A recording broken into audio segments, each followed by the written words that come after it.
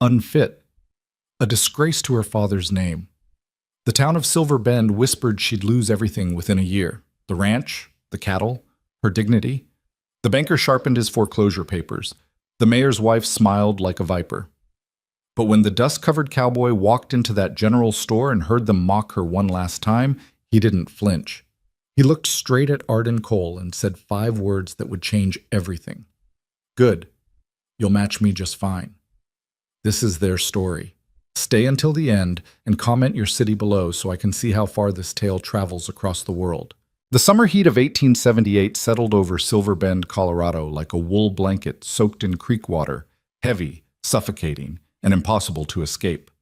Main Street baked under the afternoon sun, the wooden boardwalks creaking with each step, dust devils spinning lazy circles between the saloon and the general store.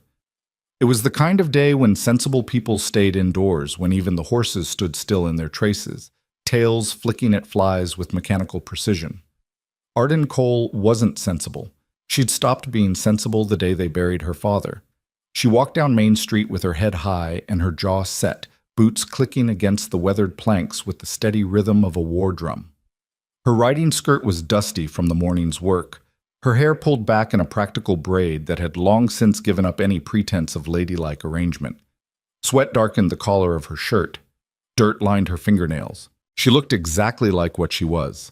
A woman who'd spent the dawn hours mending fence posts and checking water troughs while the rest of Silver Bend was still sleeping off Saturday night's whiskey. The whispers started before she reached the Mercantile. There she goes again, thinks she's a man. Poor Thomas Cole. Rolling in his grave, no doubt. Give it 3 months. She'll be begging to sell by autumn. Arden didn't slow down, didn't turn her head, didn't give them the satisfaction of knowing their words landed like thrown stones against her spine. She'd learned that much in the 6 months since her father's heart had given out in the north pasture, since the lawyer had read the will in his dusty office, since the town had collectively decided that a 24-year-old woman had no business running a cattle ranch. The bell above the mercantile door jangled as she pushed inside, and the conversation that had been bubbling among the cluster of women near the fabric bolts died like a candle in a windstorm. Mrs. Eleanor Alden stood at the center of the group like a queen holding court, her silk dress so pristine it looked like she'd never encountered actual dirt in her entire life. The mayor's wife had made it her personal mission to remind Arden of her place at every possible opportunity. Her smile was all teeth and no warmth. "Why, Miss Cole? How industrious of you to venture into town looking so authentic." The pause before that last word carried enough venom to drop a bull at 20 paces. Arden met her gaze evenly. "Mrs. Alden, ladies." She nodded to the other women, most of whom suddenly found the floor fascinating. "Mr. Peterson, I need 50 pounds of oats, 2 coils of rope, and whatever nails you have in stock. Put it on my account." Harold Peterson, the mercantile owner, shifted uncomfortably behind his counter. He was a decent man, but decent men still had to pay their own bills, and the mayor's opinion carried weight in a town this size. "Miss Cole, about that account." "I'll settle up after the fall sale," Arden said, her voice firm but not unkind. "Same as my father always did, same as every rancher in this valley does."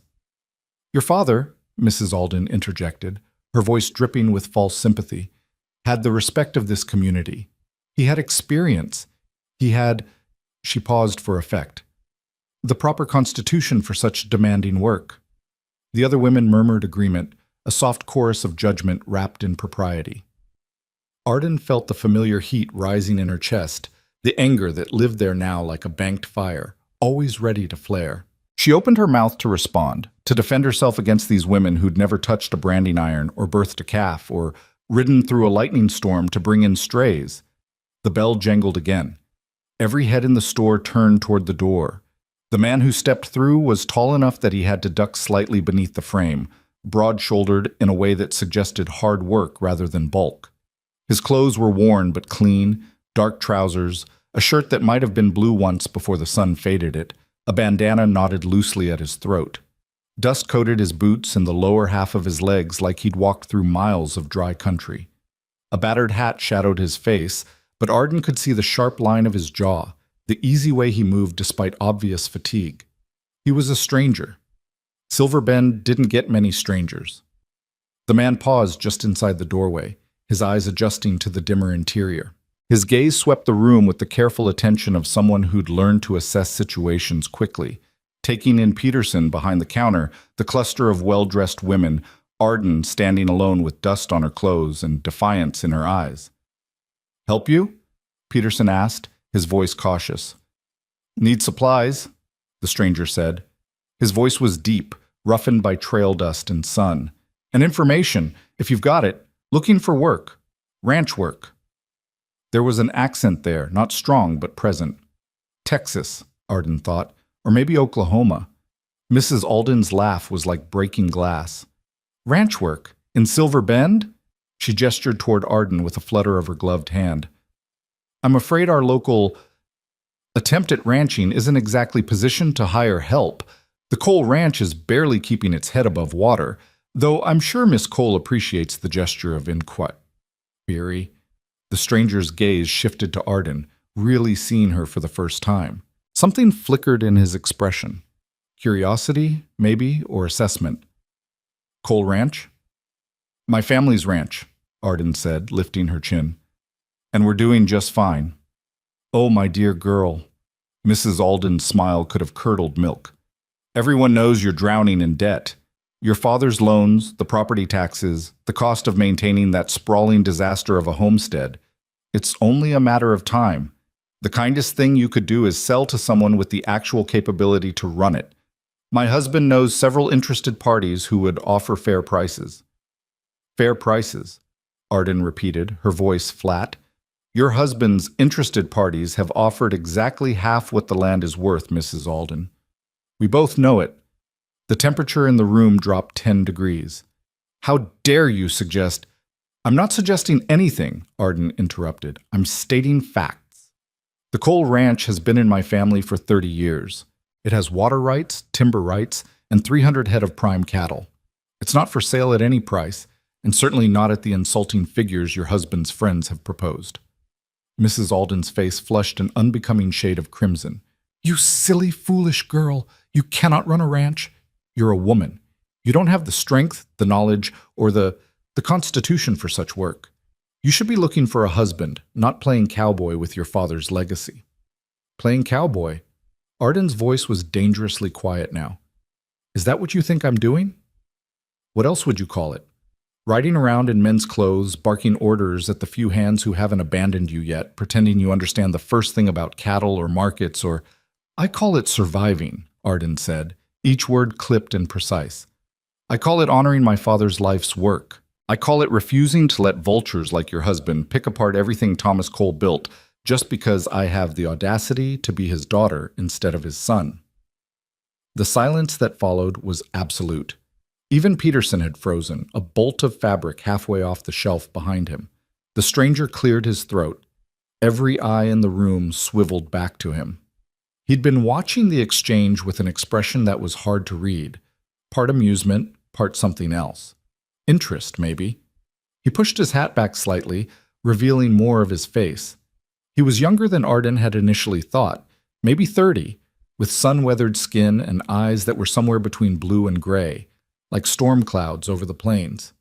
"Seems to me," he said slowly, his drawl more pronounced now, "that a woman running a ranch on her own in country like this has more constitution than most men I've known." He looked directly at Mrs. Alden. "More guts, too." Mrs. Alden's mouth opened and closed like a landed fish. The stranger turned his full attention to Arden. "You say you're doing fine, but are you hiring?" Arden blinked, thrown off balance by the sudden shift. What?" "Hiring," he repeated. "Ranch work, that's what I'm looking for. You've got a ranch. I'm guessing from this conversation that you could use the help, politics aside." "I don't know you," Arden said, suspicion warring with desperate hope in her chest. "You could be anyone." "Could be," he agreed. "Name's Calder Brooks. Worked ranches from the Rio Grande to Wyoming. Can show you my hands if you want proof of honest work." He held them out, palms up. They were calloused and scarred in the way that only came from years of rope burns, barbed wire, and hard labor. Miss Cole doesn't have the resources to pay proper wages, Mrs. Alden interjected, recovering her composure. She can barely pay the men she currently employs. Didn't ask about pay, Calder said without looking at her. His eyes stayed on Arden. Asked about work. Arden studied him, trying to read past the dusty exterior and the easy drawl.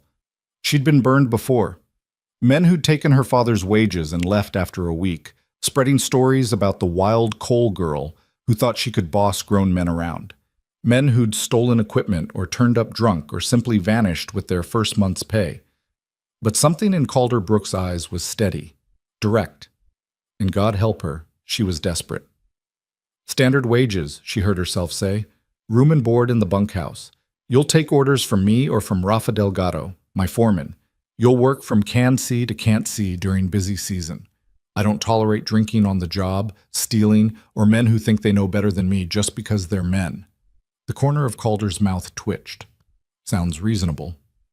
It's a hard life, Arden continued, as if he hadn't spoken. The work is brutal.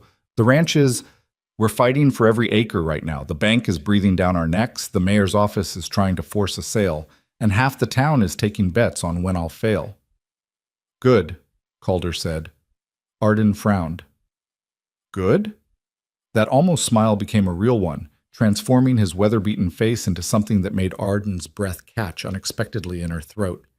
He tipped his hat to her, then turned that smile on Mrs. Alden and her shocked companions.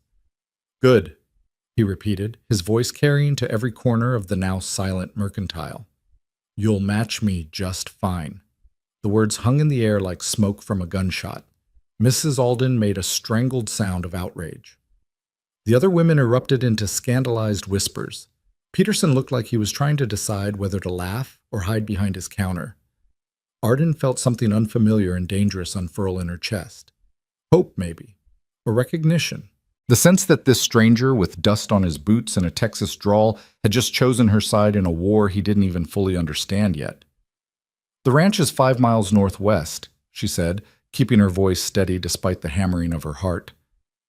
Stone gate posts, coal brand carved into the left one. You'll find it before dark if you leave now.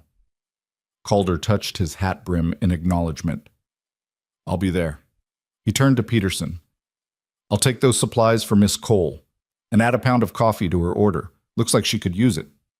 Before Arden could protest, before Mrs. Alden could recover enough to launch another verbal assault, Calder was at the counter, coins appearing in his work-roughened hand. Peterson, looking grateful for an excuse to move, began gathering the requested items with unprecedented speed. You can't just... Arden started.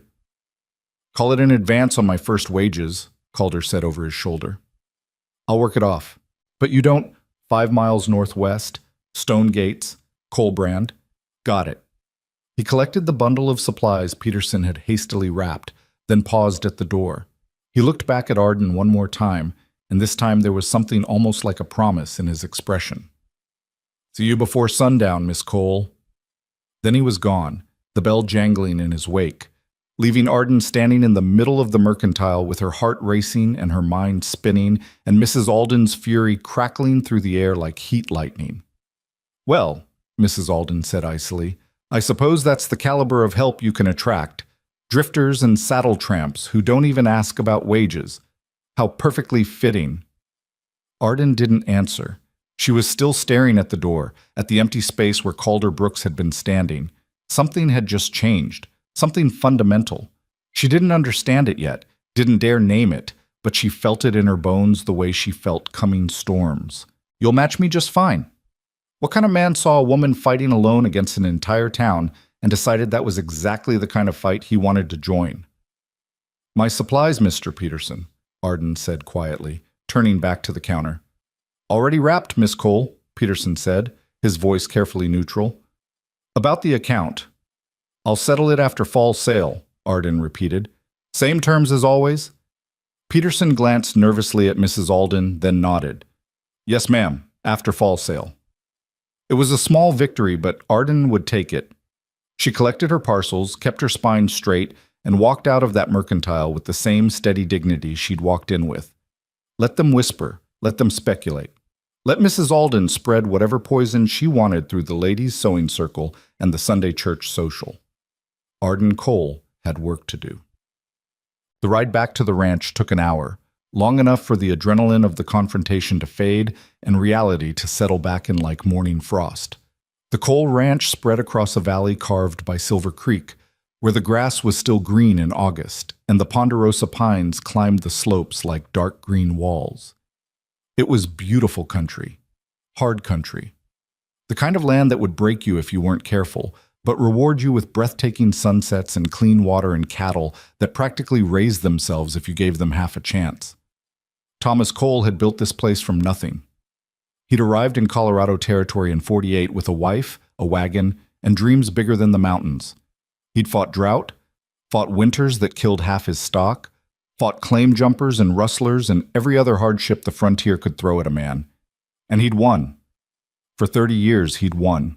He'd built a house that didn't leak, a barn that could withstand spring storms, corrals that held the wildest Mustang. He'd run cattle when the market was good and lived on beans and determination when it wasn't. He'd raised a daughter who could read and write and shoot and ride with equal skill, who knew every inch of this land, who loved it with the same fierce passion he had. Then his heart had stopped in the middle of checking the north fence line, and Arden's world had caught fire. She spotted the stone gate posts from a quarter-mile away, the Cole brand carved deep into the weathered granite. Home. Except it didn't feel like home anymore. It felt like a fortress under siege, and she was the only one defending the walls. The ranch house sat in a grove of cottonwoods, a solid 2-story structure with a wide porch that her father had added the year before he died. The barn stood to the east, red paint fading, but the structure still sound. Beyond that, the bunkhouse, the equipment shed, the chicken coop, the smokehouse, all the pieces that made a working ranch function. And standing in front of the barn, watching her approach with faded eyes and a tobacco-stained beard, was Rafa Delgado. Rafa had been with her father from the beginning. He'd helped build the first cabin, helped deliver Arden when her mother had gone into unexpected labor during a blizzard, helped bury that same woman when fever took her 6 years later. He was 63 years old, tough as boot leather, and loyal as a hound dog. He was also one of only 2 hands who'd stayed after Thomas Cole died.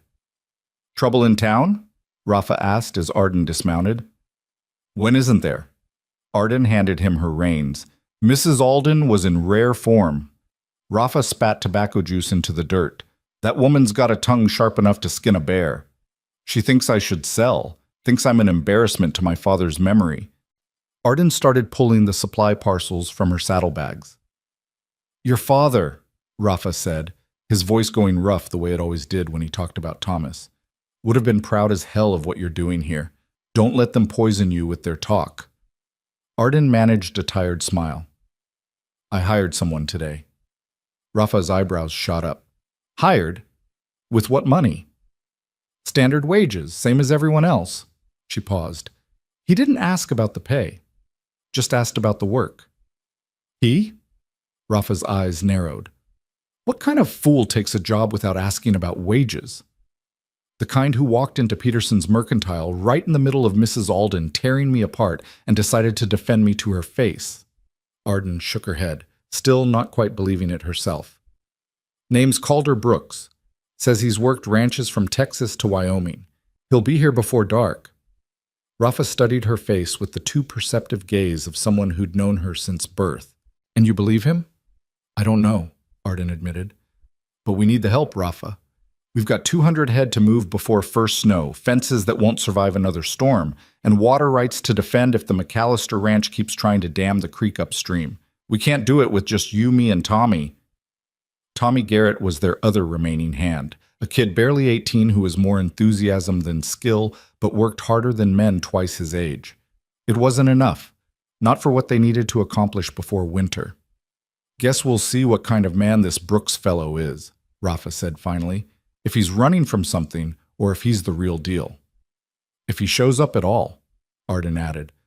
"For all I know, he was just making a point to Mrs. Alden, and he'll ride past the gate without stopping." But she didn't believe that. Something in the way Calder Brooks had looked at her, the steadiness in his storm-colored eyes, told her he was a man who kept his promises. The sun was touching the western peaks, painting the sky in shades of orange and gold, when Arden heard the sound of hoofbeats on the drive. She was in the barn, checking on a mare that had shown signs of colic that morning, her hands full of sweet feed and concern. "Someone's coming," Tommy called from the barn door. The kid had been watching the road like he expected an invasion. Arden wiped her hands on her trousers and stepped out into the fading light. Calder Brooks rode a big buckskin gelding, the kind of horse that could go all day and still have energy to spare. He'd acquired a bedroll and saddlebags since leaving town, which meant he'd either had them stashed somewhere or he traveled so light that everything he owned could be carried on one horse. Given the worn state of his clothes and the lack of a pack mule, Arden suspected the latter. He reined in 20 feet from the barn, a polite distance that showed respect for her space. Up close, in better light, Arden could see she'd been wrong about his age. There were lines around his eyes that suggested he was closer to 35, and a scar that cut white through his left eyebrow. "Miss Cole," he said, touching his hat brim. "Mr. Brooks." Arden felt Rafa and Tommy both positioning themselves behind her, protective without being obvious about it. "You found us. Wasn't hard. You give good directions." He glanced around the ranch yard, his gaze taking in details with the practiced eye of someone who knew what to look for. "Nice spread. Good water, good grass. Your father built something solid here." "He did," Arden agreed. "Are you sure about this? Once you're on Cole payroll, you're going to be on the wrong side of town politics. Mrs. Alden will make sure everyone knows you're working for the wild Cole girl." Calder's expression didn't change. Never cared much for politics or gossip. He swung down from his horse with the easy grace of someone who'd spent more time in a saddle than out of one. "You mentioned a foreman, Rafa Delgado?" "That's me," Rafa said, stepping forward.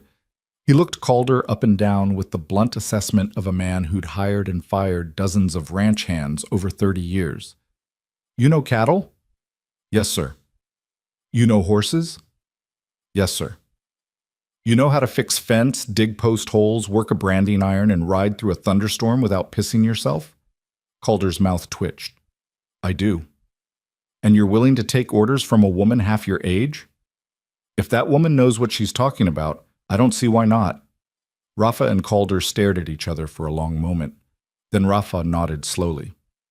"Bunkhouse is that building there. Bunks on the right are taken, me and Tommy. You can have your pick of the rest. Meals are at dawn, noon, and dusk. Miss Cole does the cooking, and it's damn good, so don't waste it.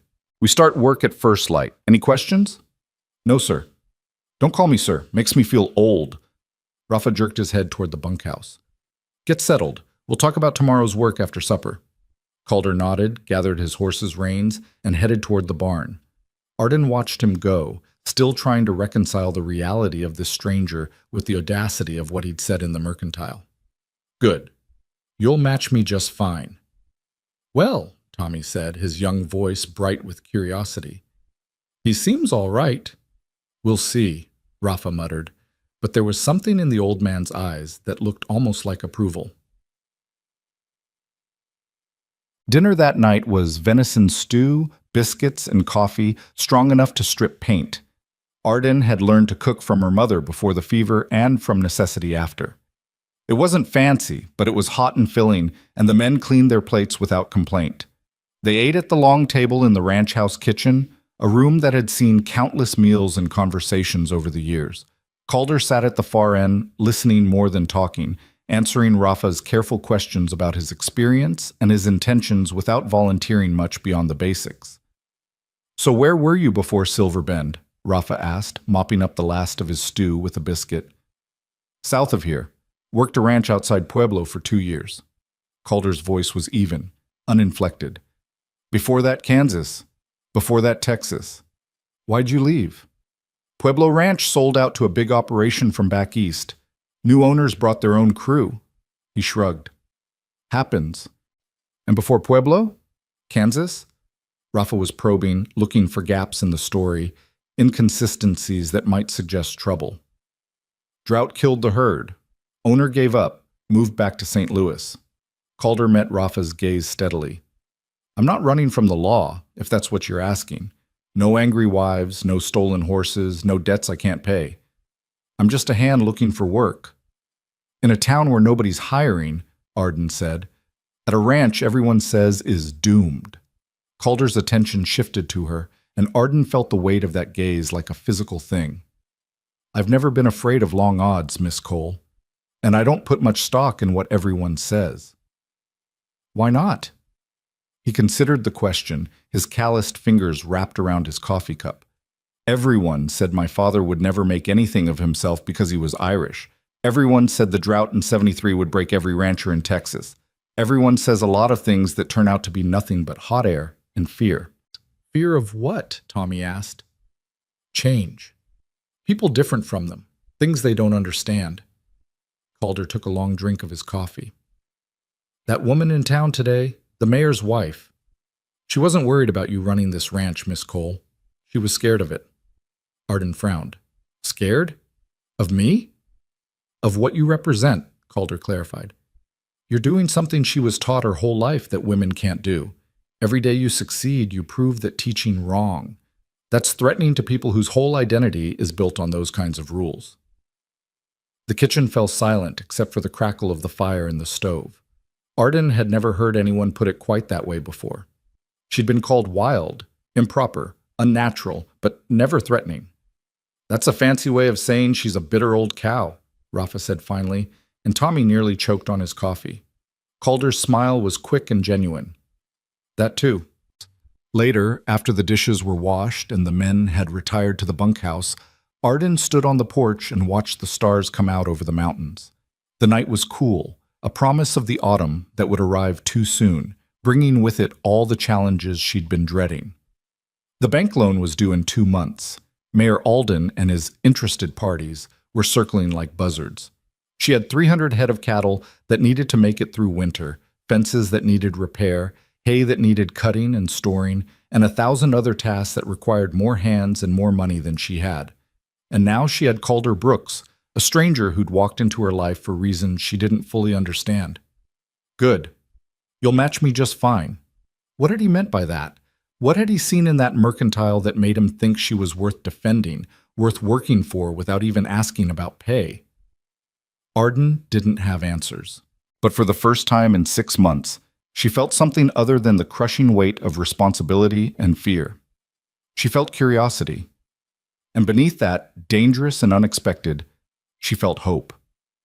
The bunkhouse lamp flickered through the window, casting long shadows across the yard. Inside, 3 men slept. One old and loyal, one young and eager, and one who was still an unknown quantity. Tomorrow would bring work. Tomorrow would bring challenges. Tomorrow would reveal whether Calder Brooks was salvation or just another complication in a life that already had too many.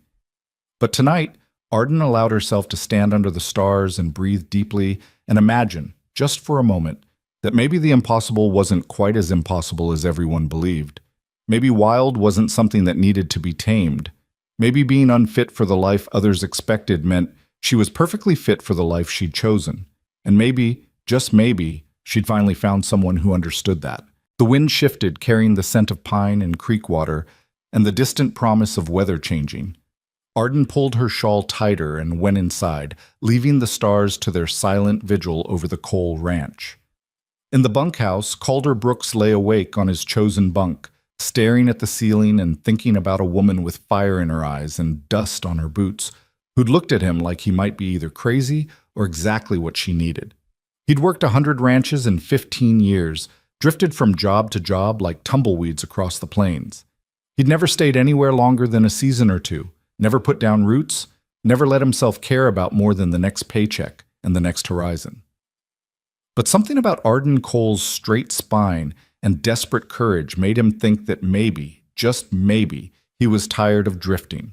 Maybe it was time to stand and fight. Maybe it was time to stay. Outside, the stars wheeled overhead in their ancient patterns, and the mountains stood guard over a valley where a woman named Arden Cole was fighting for her survival against odds that should have broken her months ago. She didn't know it yet, but she'd just gained an ally who understood exactly what it meant to be judged unfairly, to be dismissed by people who thought they knew better, to be told you weren't good enough for the life you'd chosen. Calder Brooks had spent 15 years proving those people wrong. He was happy to spend a few more months doing it again, this time for someone who deserved it. The ranch house went dark. The bunkhouse lamp flickered out. Silver Bend slept 5 miles away, dreaming its small-town dreams of propriety and profit. And in the space between darkness and dawn, between hope and despair, between the wild woman and the wandering cowboy, something began that would change everything. A partnership.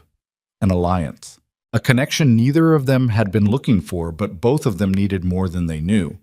The story of Arden Cole and Calder Brooks had begun in a mercantile with an insult and a promise. Where it would end, nobody could have guessed, but it would be extraordinary. Dawn came early to the Cole Ranch, the way it always did in late summer, cool and gray, with mist rising off Silver Creek like smoke from a dying fire. Arden was already in the kitchen when the first light touched the eastern peaks, her hands working through the familiar motions of coffee brewing and bacon frying while her mind ran through the day's endless list of tasks. She heard the bunkhouse door creak open, followed by the sound of boots on packed earth. Through the kitchen window, she watched Calder cross the yard toward the pump, moving with the stiff gait of someone whose body was reminding him of yesterday's long ride.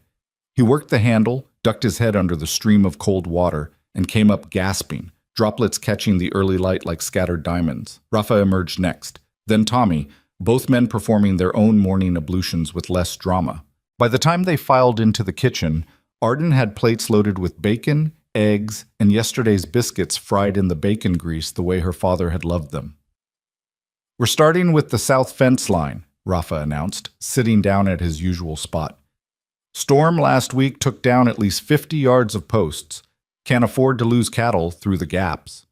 Calder nodded, his hair still wet and dripping onto his collar. "How much wire do we have?" "Enough for repairs, not enough for replacement," Arden said, setting the coffee pot on the table. "Which means we patch what we can and hope it holds through winter." "Hope's not much of a strategy," Calder observed, but his tone wasn't critical, just factual.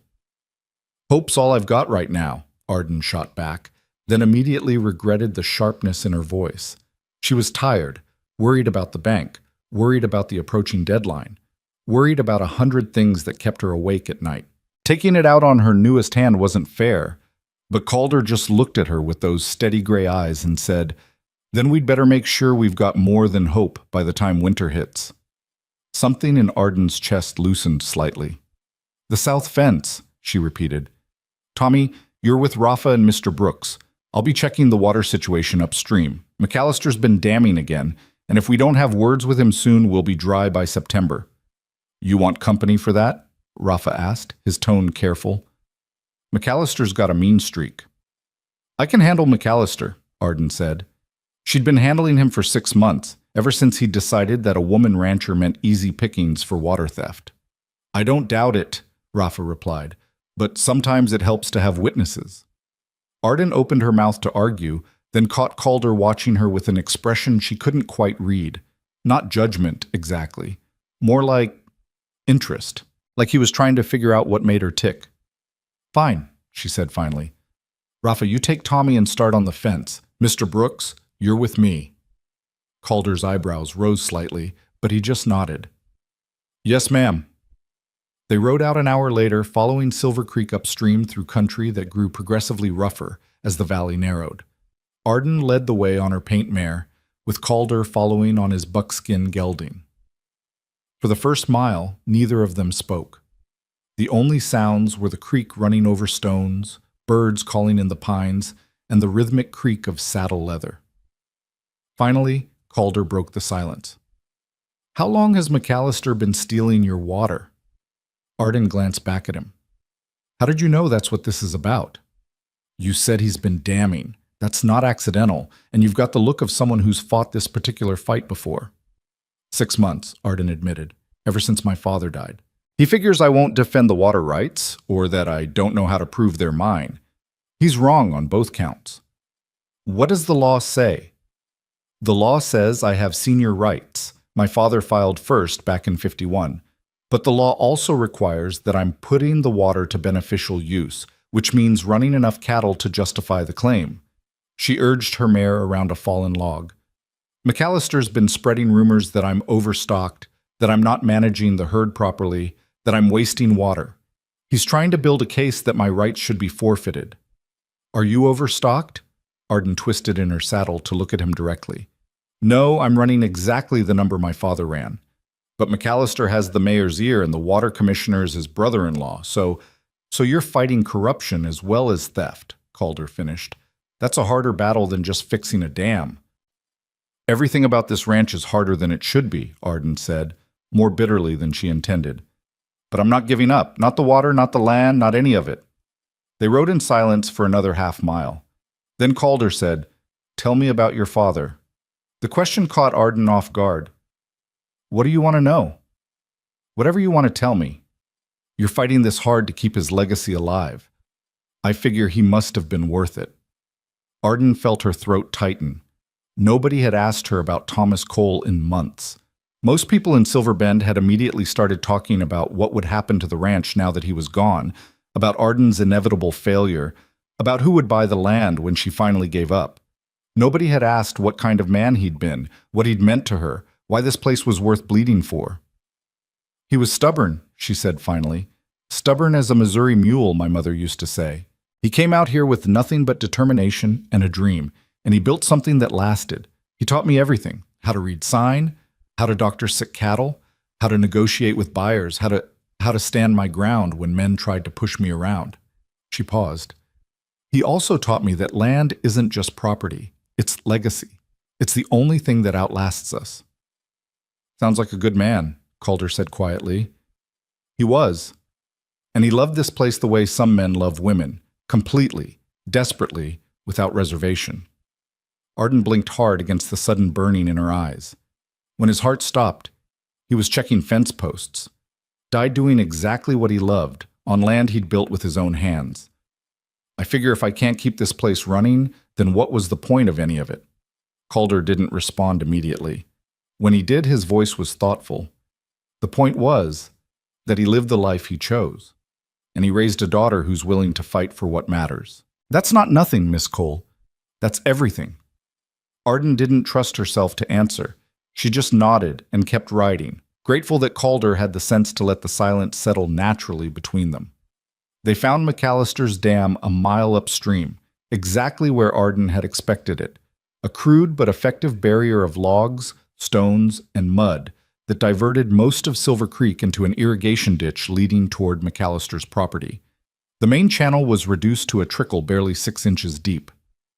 "Son of a bitch," Arden muttered, dismounting. "This is worse than last time." Calder swung down from his saddle and walked to the dam, examining it with a critical eye. "He's got help building this. One man couldn't move these logs alone. He's got 4 hands and 2 sons. They probably built it overnight." Arden was already pulling her work gloves from her saddle bag. "Help me tear it down before McAllister shows up." "If he's smart, he's watching right now," Calder observed. "Probably wants to catch you destroying his handiwork so he can claim you're the one causing trouble. Then let him watch. I have water rights, he doesn't. I'm not letting my cattle die of thirst because he wants to irrigate his alfalfa fields." Calder studied her for a moment, then nodded and began rolling up his sleeves. "All right, but when he shows up, and he will, let me do the talking first." "Why?" "Because you're angry, and angry people say things that get twisted in court later. I'm just hired help. Nothing I say will matter much." He pulled on his own gloves and approached the dam. "Besides, I've dealt with men like McAllister before. They respond better to other men, even when those other men are in the right for backing a woman." Arden wanted to argue, wanted to insist that she could handle her own confrontations, but the practical part of her brain recognized the truth in what Calder was saying. Pride was expensive, and she couldn't afford it right now. "Fine," she said, "but if he starts lying about my water usage or my cattle numbers, I'm correcting him." "Fair enough." They worked together, prying logs loose and rolling stones aside, letting Silver Creek reclaim its natural channel. The water came rushing back with surprising force, swirling and churning as it found its old pathway. Arden felt a fierce satisfaction watching it flow. This was her water, her father's water, and nobody had the right to steal it. They were halfway through dismantling the dam when the sound of approaching horses made them both look up. 3 riders appeared from the tree line. A big man in his 50s with a gray beard and expensive boots, flanked by two younger men who had his same square jaw and mean eyes, McAllister and his sons. "Well, well," McAllister called out, reining in his horse 20 feet away. "Looks like we've got trespassers destroying private property." "This isn't your property," Arden said, keeping her voice level. "This is the creek bed. Public land." "That dam is mine, though, and you're tearing it apart." McAllister's smile was all teeth. "That's destruction of property, Miss Cole. I could have the sheriff out here for this." "Do it," Arden said flatly. "I'd love to explain to Sheriff Morrison why you're illegally diverting water from someone with senior rights. Again." "Senior rights?" McAllister spat the words like they tasted bad. "Your father might have filed first, but you're not using that water properly. Running too many cattle, overgrazing the land, wasting resources. That's a lie," Arden interrupted, her anger flaring hot and bright. "I'm running the exact same herd my father ran, on the same grazing schedule, with the same rotation patterns." "Miss Cole." Calder's voice was quiet but firm. He stepped slightly in front of her, not blocking her but creating a physical buffer between her and McAllister. "I'm Calder Brooks, new hand at the Cole Ranch. I've worked cattle operations from Texas to Wyoming, and I can tell you that Miss Cole's herd management is textbook perfect. She's not overstocked, not overgrazing, and not wasting anything." McAllister's eyes narrowed. "I know every hand in this valley. Never heard of you." "That's because I just arrived, but I know water law, and I know cattle management, and I know you're violating both." Calder's tone remained conversational, almost friendly, which somehow made his words hit harder. "Now, you can file complaints with the water commissioner all you want. I hear he's your brother-in-law, so I'm sure he'll listen real sympathetic. But the law's the law, and Miss Cole has senior rights dating back to 1851. That's going to hold up in any court you care to try." "You don't know what you're talking about," one of McAllister's sons growled. "I know exactly what I'm talking about," Calder replied, still in that same easy tone. "I also know that stealing water from a neighboring ranch is a good way to start a range war, and range wars have a tendency to get expensive and bloody. Doesn't seem worth it just to irrigate some alfalfa." McAllister's face had gone red. "Are you threatening me?" "No, sir. Just observing that you're making a serious mistake. Miss Cole has been patient so far, more patient than a lot of ranchers would be. But patience runs out eventually." Calder gestured at the partially dismantled dam. "This is the third time she's had to tear down your illegal diversions. Maybe it's time to accept that Silver Creek isn't yours to control." "She's a woman," McAllister said, as if that explained everything. "She doesn't have the spine or the resources to fight me in court, and she certainly doesn't have the backing to make trouble for me with the water commissioner or anyone else who matters in this county." "She has me," Calder said simply. The words hung in the air like a challenge. McAllister stared at Calder, clearly trying to figure out whether this dusty cowboy was bluffing or if he actually represented a real threat. Arden felt something shift in her chest, surprise, gratitude, and something more complicated that she wasn't ready to name. This man had known her for less than 24 hours, and he was standing between her and trouble like he'd been hired to do exactly that. "You're making a mistake," McAllister said finally, directing his words at Calder rather than Arden. "Cole Ranch is going under.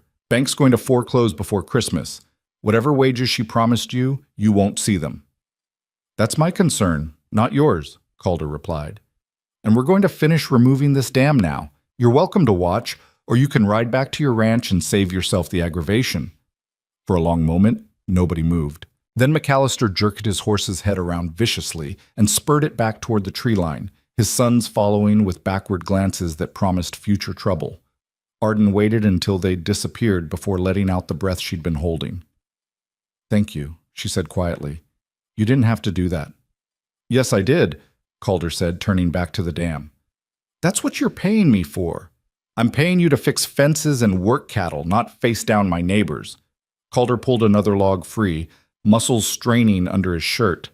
"Way I see it, protecting this ranch includes protecting you from men who think they can push you around just because you're a woman. That's part of the job." Arden grabbed a stone and heaved it aside, letting the physical work burn off her residual anger and confusion. "You meant what you said, about standing with me." "I don't say things I don't mean, Miss Cole."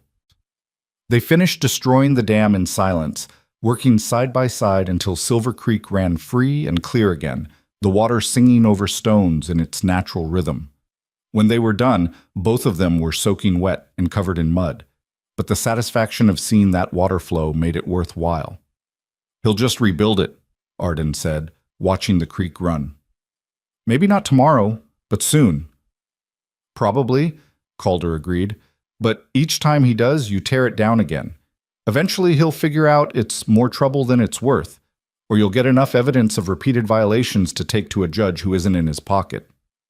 "There isn't a judge within 100 miles who isn't in someone's pocket," Arden said bitterly. "That's how it works out here. Money and connections mean more than law." "Not always," Calder said. "Sometimes stubbornness counts for something too." Arden looked at him, this stranger who'd appeared in her life at exactly the moment she needed someone to stand beside her. The morning sun caught the water droplets in his hair, turned his eyes the color of creek water over stones. He was watching her with an expression that was becoming familiar, steady, direct, without judgment or pity. "Why did you really come to Silver Bend?" she heard herself ask. "Why take a job at a failing ranch when you could have kept riding to somewhere with better prospects?" Calder was quiet for a long moment, his gaze distant. "You ever feel like you've been running your whole life?" he asked finally. "Not from anything specific, just running. Moving from place to place, because staying means putting down roots, and roots mean vulnerability, and vulnerability means someone can hurt you." "Yes," Arden said softly, thinking of her father's death, of the way her whole world had shattered in a single afternoon. "I've been running for 15 years, Calder continued. "Good reasons at first, family trouble, bad luck, circumstances beyond my control. But somewhere along the way, running just became habit. Easier to drift than to stand. Easier to leave than to invest in anything that might not work out." He looked at her directly. "Then I walked into that mercantile yesterday and saw you standing there, taking abuse from people who should have been ashamed of themselves, and you weren't backing down. You weren't apologizing for being exactly who you are. And I thought, maybe it's time to stop running. Maybe it's time to stand with someone who's fighting for something real." Arden's breath caught in her throat. Nobody had ever said anything like that to her before. Nobody had ever seen her fight and chosen to join it instead of judging it. "I'm going to lose," she said, needing him to understand. "The odds are impossible. The bank, the mayor, the town, they all want me to fail. And they have more resources, more power, more of everything that matters." "Maybe," Calder said. "Or maybe you're tougher than they think. Maybe we're tougher than they think." He picked up his hat from where he'd left it on a rock, shook the water off, and settled it back on his head. "Either way, I'd rather lose fighting for something worthwhile than win at something that doesn't matter." They rode back to the ranch in companionable silence, the morning sun warming their wet clothes and turning the valley into a patchwork of gold and green. Arden kept stealing glances at Calder, trying to reconcile the quiet cowboy on the horse beside her with the man who'd faced down McAllister and his sons without flinching. "She has me." 2 words that had changed everything. 2 words that had drawn a line in the dust and declared which side of it Calder Brooks stood on. When they reached the ranch, Rafa and Tommy were already back from the south fence, washing up at the pump. Rafa took one look at Arden and Calder's soaking wet, mud-covered state and raised his eyebrows. "McAllister?" he asked. "McAllister," Arden confirmed. "He get physical?" "No, Mr. Brooks handled it." Rafa's gaze shifted to Calder with new assessment. "That right?" "Just reminded him about water law and the disadvantages of range wars," Calder said easily. "Nothing dramatic?" Huh. Rafa didn't sound convinced, but he didn't push. "Well, we got 50 yards of fence repaired. Need another 2 days to finish the whole section, but it'll hold for now." "Good," Arden said. "Tomorrow we start moving cattle down from the high pasture. I want everything consolidated in the lower valley before we have to worry about early snow." The work fell into a rhythm over the following weeks, brutal, endless, but with a sense of progress that Arden hadn't felt in months. Calder worked from dawn until dark without complaint, proving himself capable with everything from breaking horses to doctoring sick calves. Tommy followed him around like a puppy, soaking up knowledge and asking endless questions that Calder answered with surprising patience. Even Rafa, who trusted new people about as much as he trusted rattlesnakes, grudgingly admitted that Brooks knew his business.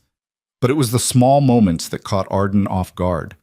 The way Calder always made sure she ate during the midday break, quietly setting aside food when she got too caught up in work to remember. The way he backed her authority with the other hands without making a show of it, just naturally deferring to her judgment when Tommy looked uncertain. The way he could read her moods, knowing when she needed space to work through her worries and when she needed distraction in the form of dry observations about the cattle or stories from his years of drifting.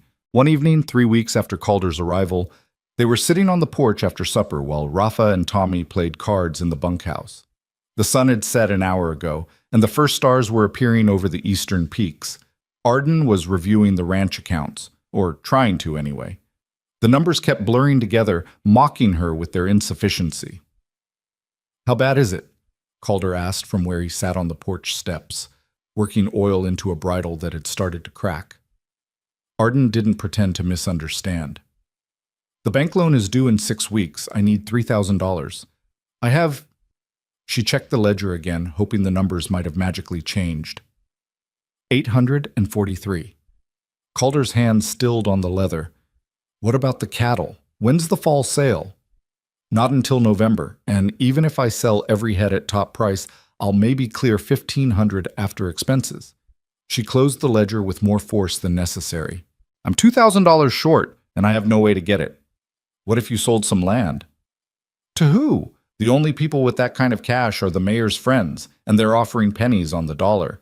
They know I'm desperate, so they're waiting for the bank to force me into a sale at rock bottom." Arden fought against the tightness in her throat.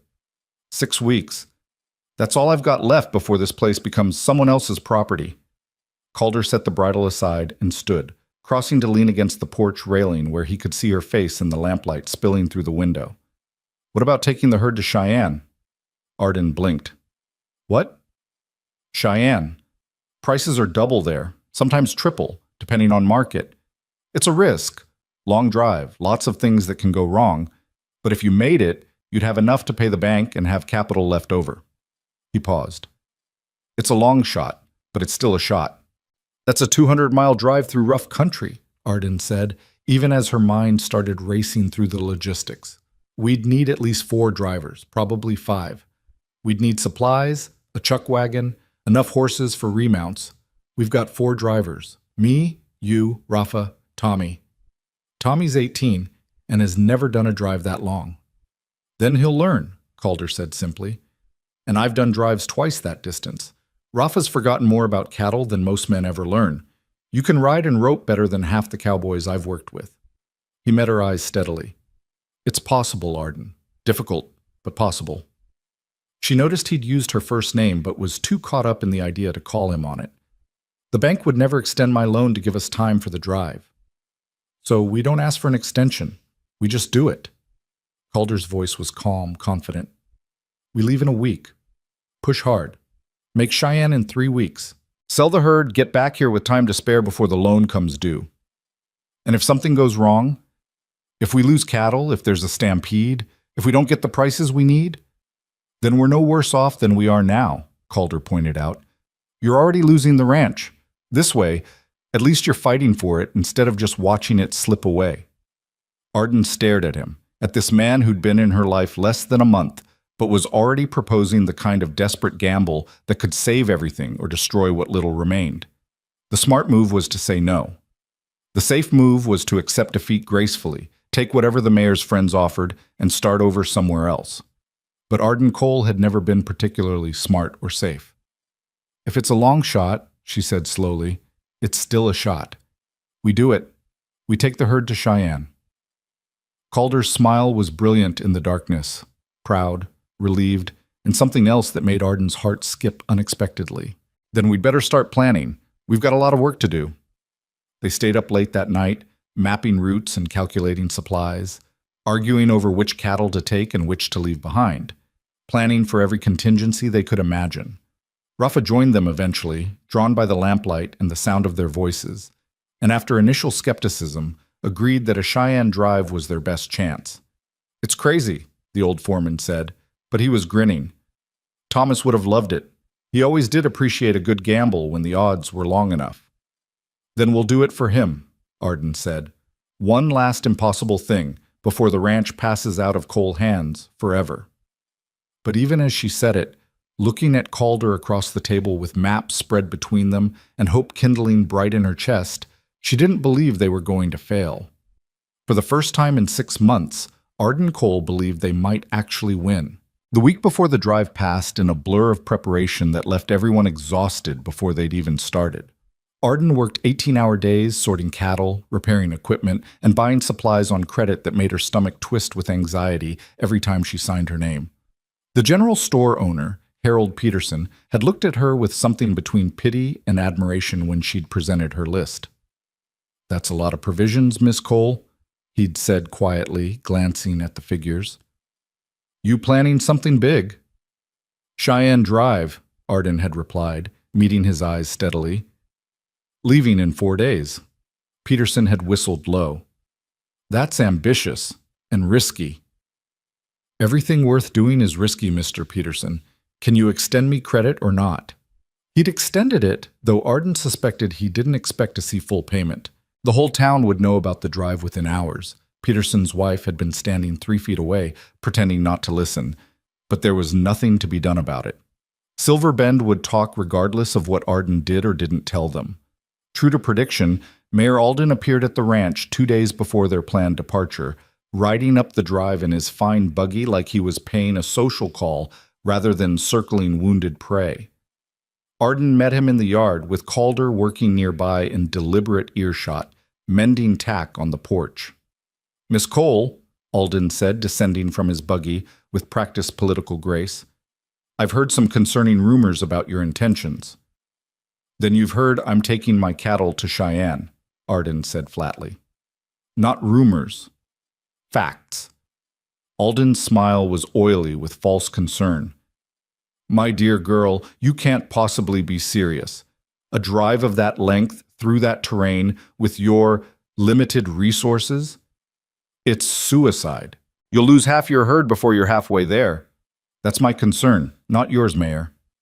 "But it is my concern," Alden insisted, his tone turning paternal in a way that made Arden's teeth grind. "As a civic leader, I feel responsible for the well-being of all our citizens, especially young women who might be making rash decisions born of desperation." "There's nothing rash about it," Calder said from the porch, not looking up from the bridle he was working on. "It's calculated risk, properly planned, which is more than can be said for most business ventures in this territory." Alden's face tightened. "I wasn't speaking to you, Mr. Brooks." "No, but you're talking about my employer's business, which makes it my concern." Calder did look up then, his gray eyes cool and direct. "Unless you have legal authority to prevent Miss Cole from conducting commerce, I suggest you save your breath for people who want your advice." The mayor's jaw worked like he was chewing something bitter. "Miss Cole, I implore you to reconsider. If it's the bank loan that's driving this desperate action, I'm certain we could work out alternative arrangements. A sale at fair market value, perhaps, with enough profit for you to establish yourself comfortably elsewhere." "Get off my property," Arden said quietly. Alden blinked. "I beg your pardon?" "You heard me. Get off my property before I have Mr. Brooks escort you off." She took a step closer and had the satisfaction of seeing the mayor actually retreat. "You and your friends have been waiting for me to fail since the day my father died. You've manipulated the bank, spread rumors, tried to steal my water rights, and done everything possible to force me into selling at a fraction of what this ranch is worth. But I'm not failing, Mayor. I'm fighting. And when I come back from Cheyenne with enough money to pay that loan in full, I'm going to remember every single person who tried to profit from my grief." Alden's face had gone an unhealthy shade of red. "You're making a grave mistake, Miss Cole. This community has been patient with your eccentricities, but there are limits to public tolerance." "Then it's a good thing I don't require public tolerance," Arden replied. "Just legal rights, which I have. Now leave."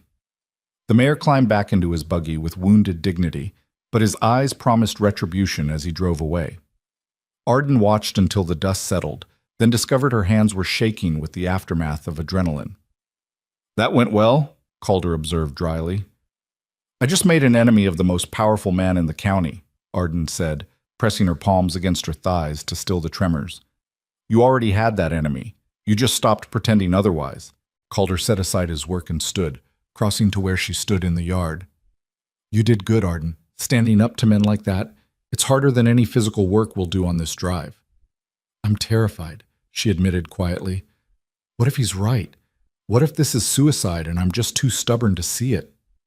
"Then we fail," Calder said simply. "But we fail trying, which is better than the alternative. And we might not fail at all. We might just surprise everyone, including ourselves." Arden looked at him, really looked at him, and felt something shift deeper in her chest, something that had been building since that first day in the mercantile. This man believed in her, not in some abstract way, not with condescension or pity, but with genuine conviction that she was capable of extraordinary things. "Why?" she asked. "Why do you have so much faith in this?" "In me." Calder was quiet for a moment, his gaze steady on hers. "Because I've spent 15 years watching people give up when things got hard.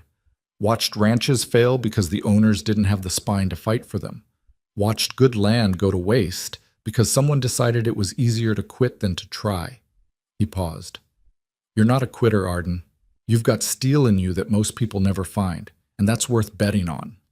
Before Arden could respond, before she could find words for the tangle of emotions his statement had unleashed, Rafa's voice called from the barn that they had a horse with a thrown shoe, and the moment dissolved into the practical demands of preparation. They left at dawn on a Thursday morning in early September, driving 280 head of prime coal ranch cattle toward a horizon that promised either salvation or ruin. Arden rode point with Calder, while Rafa and Tommy brought up the rear and flanks, their voices rising in the calls and whistles that kept the herd moving in the right direction. The first 2 days were deceptively easy. The weather held clear and cool, the cattle moved well, and they covered better distance than Arden had dared hope. They camped the first night beside a creek that still ran with late summer water, and sat around the fire eating Tommy's attempt at biscuits that were somehow both burned and raw. "These are terrible," Tommy admitted cheerfully, trying to saw through one with his knife.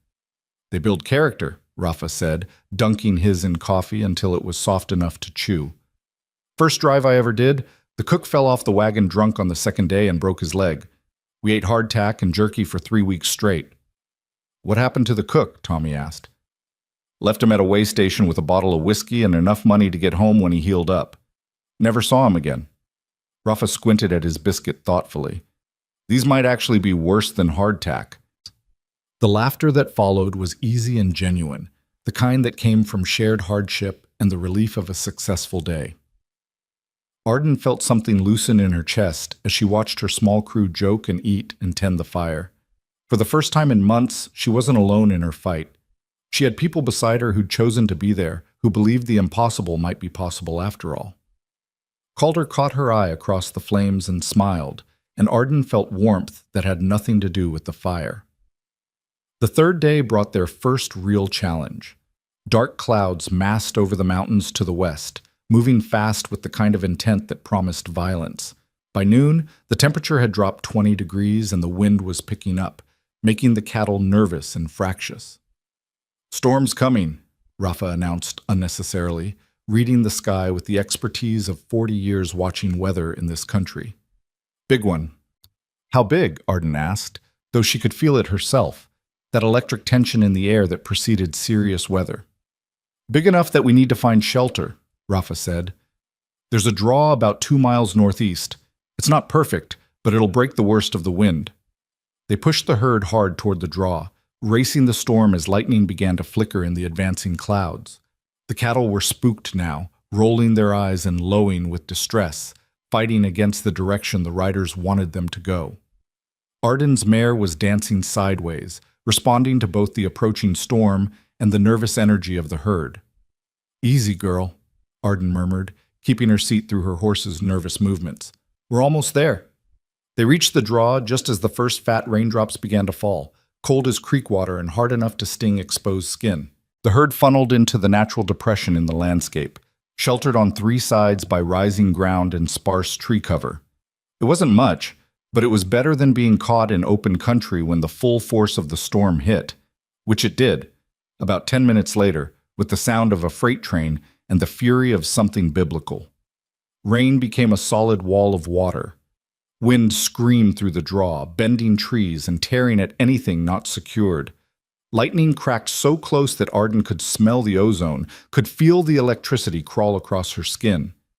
Thunder followed immediately, shaking the ground and making the horses scream in terror. And then the cattle broke. It started with the animals at the edge of the herd, the ones most exposed to the storm's fury. One moment they were holding position, the next they were running, blind with panic, and the instinct spread through the group like wildfire. 280 head of cattle transformed into a living avalanche of horns and hooves and mindless fear, stampeding directly toward a ravine that would kill anything that went over the edge. "Turn them," Calder was shouting, but Arden was already moving, spurring her mare directly into the path of the panicked herd. It was insane, suicidal, the kind of thing her father had always warned her never to do. But if she didn't turn the leaders, the entire herd would go over that ravine and 6 months of work would die in seconds. She fired her pistol into the air, the sharp crack cutting through even the storm's noise. Once, twice, 3 times, each shot aimed at making the lead cattle veer away from the ravine's edge. Her mare was screaming beneath her, fighting the bit, terrified but trusting Arden enough to stay the course. The herd was 30 feet away. 20. Arden could see the whites of their eyes, see the foam at their mouths, feel the ground shaking with the force of their passage. 10 feet.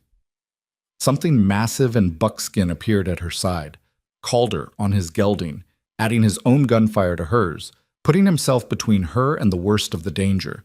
Together they created enough noise and obstruction that the lead cattle finally veered, turning away from the ravine by mere yards, and the rest of the herd followed in a sweeping arc that took them parallel to the drop instead of over it.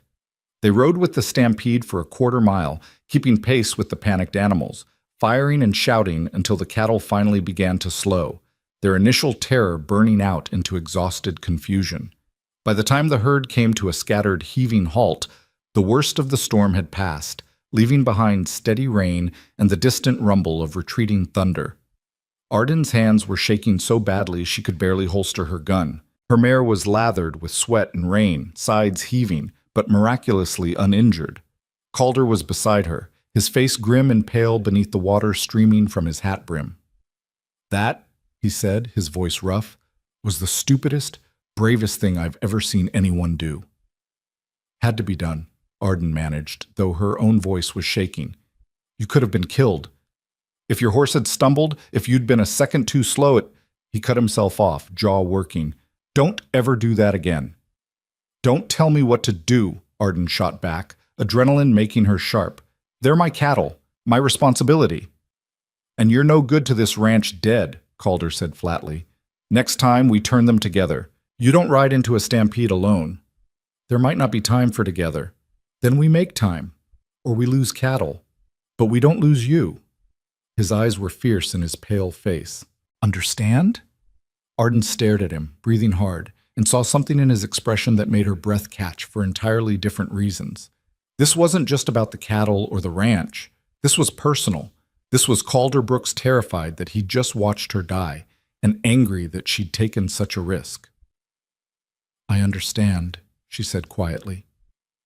They held each other's gaze for a long moment, rain falling around them, the herd settling into nervous grazing nearby. Then Rafa's shout broke the spell, calling them back to assess the damage and regroup. Miraculously, they'd lost only 3 head, 1 cow with a broken leg that had to be put down, and 2 calves they couldn't find in the aftermath. Given how close they'd come to losing everything, it was a victory. But as they set up a cold camp that night, too wet and exhausted to bother with a fire, Arden couldn't stop thinking about the look on Calder's face when he told her not to do that again. The next week tested them in ways the storm hadn't. The rain had turned the trail to mud that sucked at hooves and made every mile a battle. They lost 2 more head to injury, and one of the horses came up lame, forcing them to redistribute the load. Food ran low when Tommy dropped a supply bag in a creek crossing. They were all exhausted, filthy, and starting to question the wisdom of this entire venture. "How much farther?" Tommy asked on the 9th day, his young face drawn with fatigue. Arden checked the crude map they'd been following, comparing landmarks to her father's old notes about northern routes. 4 days to Cheyenne. Maybe 5 if we keep having troubles. "And if the market's bad when we get there?" Rafa asked. He was riding with a limp now, having been thrown when his horse shied at a rattlesnake 2 days back. "Then we're ruined," Arden said honestly. "But we were ruined anyway. At least this way we tried." That night, the 11th night of the drive, Arden took first watch while the others slept. The cattle were settled, the stars were brilliant overhead, and the exhaustion in her bones had reached a point beyond pain. She was standing at the edge of camp, watching the dark shapes of sleeping cattle and trying not to think about everything that could still go wrong, when Calder appeared beside her. "Can't sleep?" she asked. "Slept enough," he said. "Figured you could use company." They stood in comfortable silence for a while, listening to the night sounds of the herd and the distant cry of a coyote. Then Calder said, "You're going to make it, you know." "To Cheyenne?" "To Cheyenne. Through winter. Through whatever else tries to break you. You're going to make it because you're too stubborn to do anything else."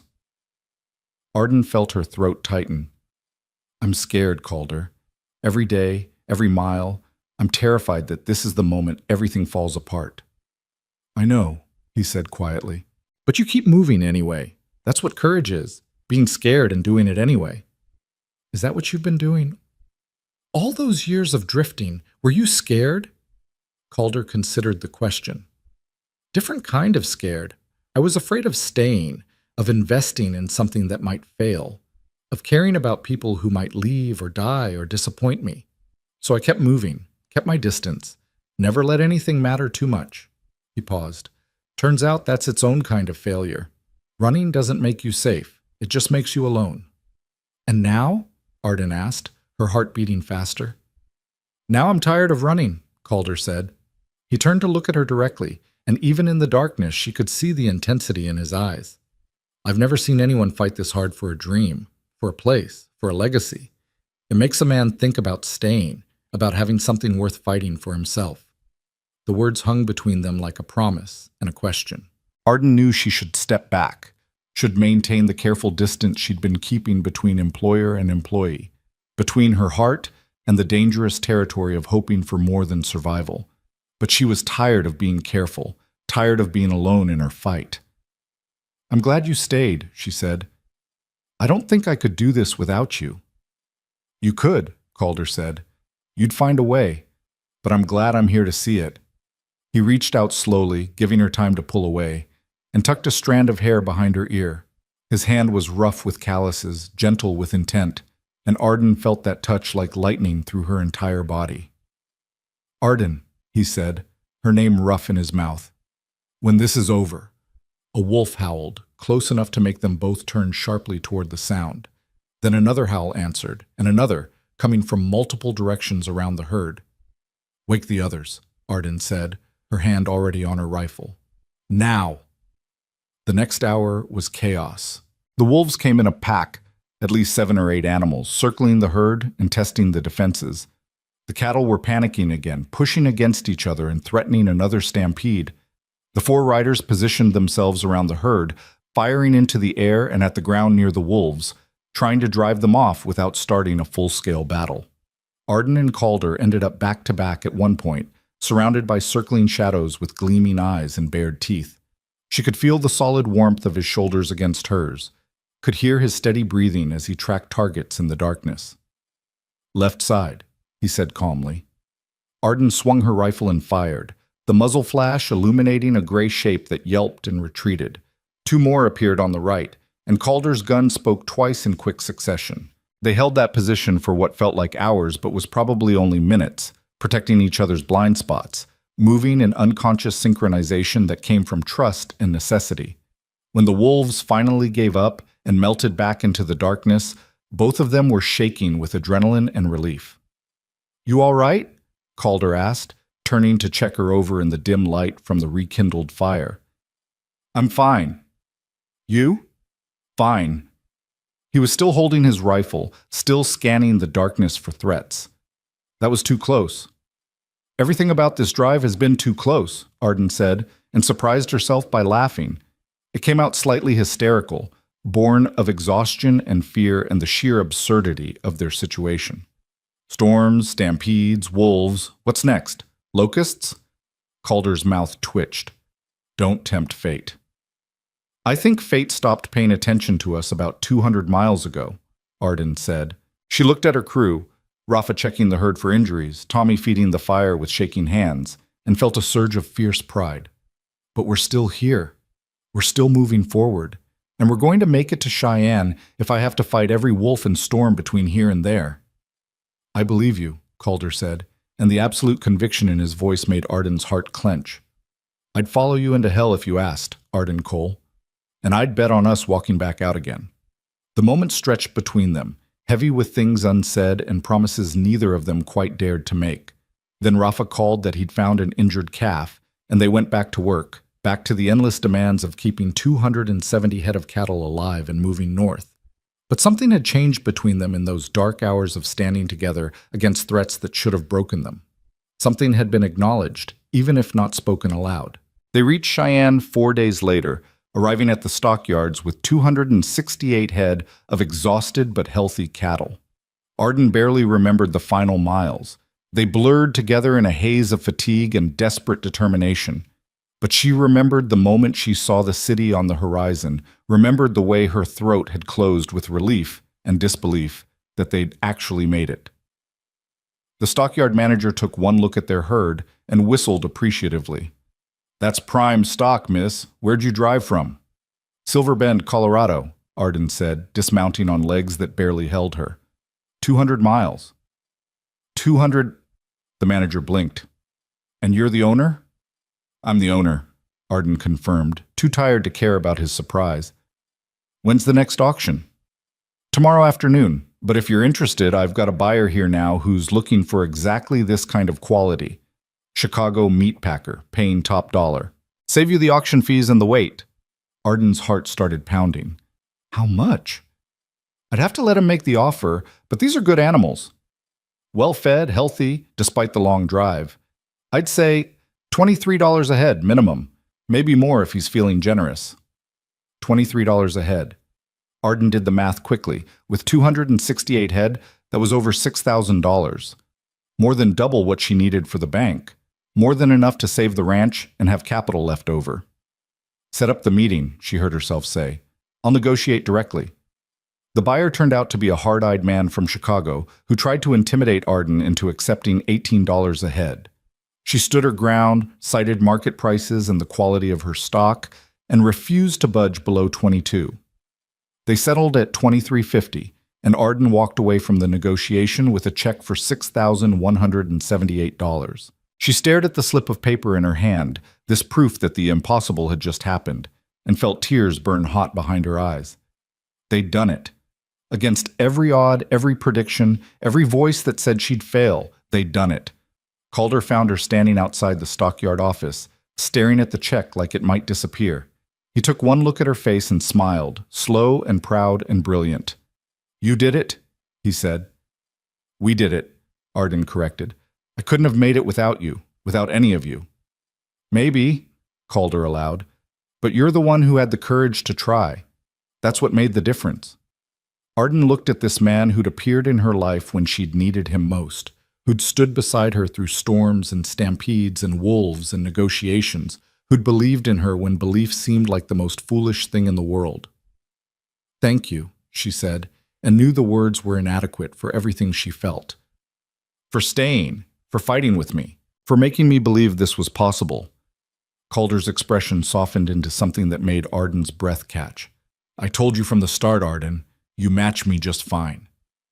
And there, in the dusty street outside a Cheyenne stockyard, with a fortune in her hand and her crew celebrating nearby, Arden finally understood what he'd meant that first day in the mercantile. He hadn't been talking about wildness or impropriety or any of the things Silver Bend thought made her unfit. He'd been talking about courage, about the kind of fierce determination that refused to quit, about finding someone whose fight was worth joining because the person doing the fighting was worth believing in. They'd won. Against impossible odds, they'd won. But as Arden looked at Calder, at the way he was looking at her like she'd just accomplished something miraculous, she realized the cattle drive had been the easy part. The hard part, the terrifying part, was going to be figuring out what came next. They stayed in Cheyenne just long enough to deposit the check, purchase supplies for the journey home, and let both horses and humans recover from the brutal drive north. Arden found a boarding house that didn't blink at a woman traveling with 3 men, paid for 2 rooms and hot baths all around, and fell asleep that first night on an actual mattress with the kind of bone-deep exhaustion that felt like victory. She woke before dawn out of habit, disoriented by the absence of cattle sounds and the softness beneath her back. For a moment she couldn't remember where she was, her mind still caught in the rhythm of the trail. Wake, move, survive, repeat. Then memory flooded back and she sat up, pressing her hands against her face, half laughing and half sobbing with relief that felt almost painful. They'd done it. The check was real, deposited in a Cheyenne bank and transferable to Silver Bend. The impossible had become possible, and now she had to go home and prove to an entire town that had written her off that Arden Cole was nobody's failure. She found Calder already awake, sitting on the boarding house porch with coffee and the distant expression of a man thinking deep thoughts. He looked different with a few days' rest, younger somehow, the harsh lines of exhaustion softened by sleep and the knowledge that they'd succeeded. Couldn't sleep either? Arden asked, settling into the chair beside him. Slept fine. Just woke up early. He passed her his coffee cup without asking, a gesture that had become familiar over weeks of trail life. Been thinking about what happens when we get back. We pay the bank, Arden said. We watch Mayor Alden's face when I drop that payment on his desk. We prove everyone wrong. And after that? The question hung between them, weighted with implications neither of them had fully addressed. On the trail there had been no time for anything beyond survival.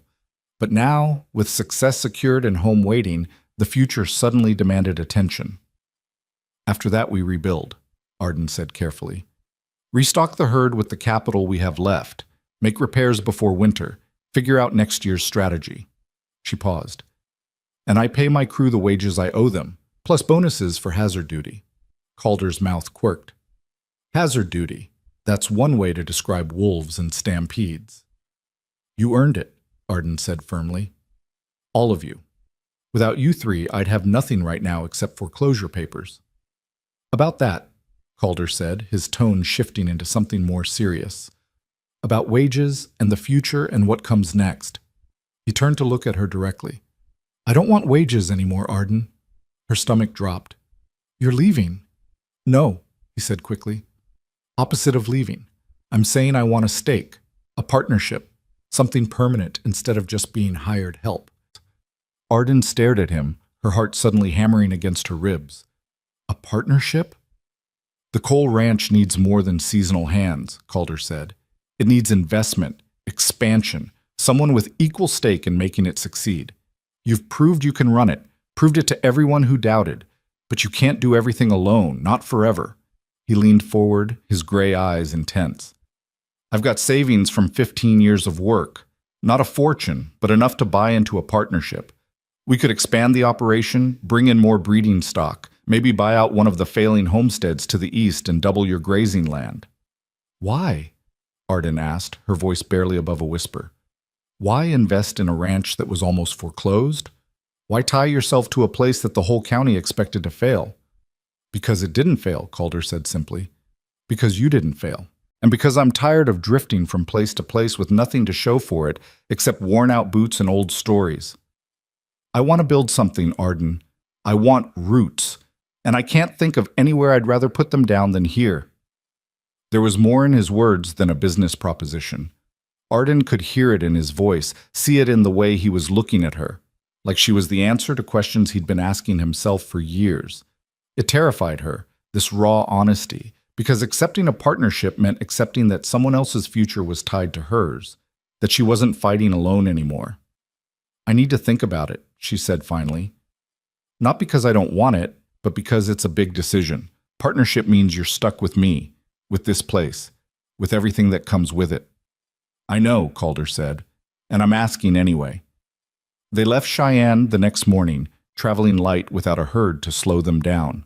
The journey home took 5 days instead of 3 weeks, and every mile brought Arden closer to the confrontation she'd been imagining since they'd first conceived this desperate plan. Silver Bend looked exactly the same when they rode back into town on a crisp October afternoon. The same dusty main street, the same weathered buildings, the same people who'd written her off as a foolish girl playing at ranching. But Arden felt different. She sat straighter in her saddle, met the startled stares with level confidence, and rode directly to the bank like she owned the entire town instead of just one struggling ranch. Harold Peterson was sweeping his front step when they passed, and his jaw actually dropped. "Miss Cole?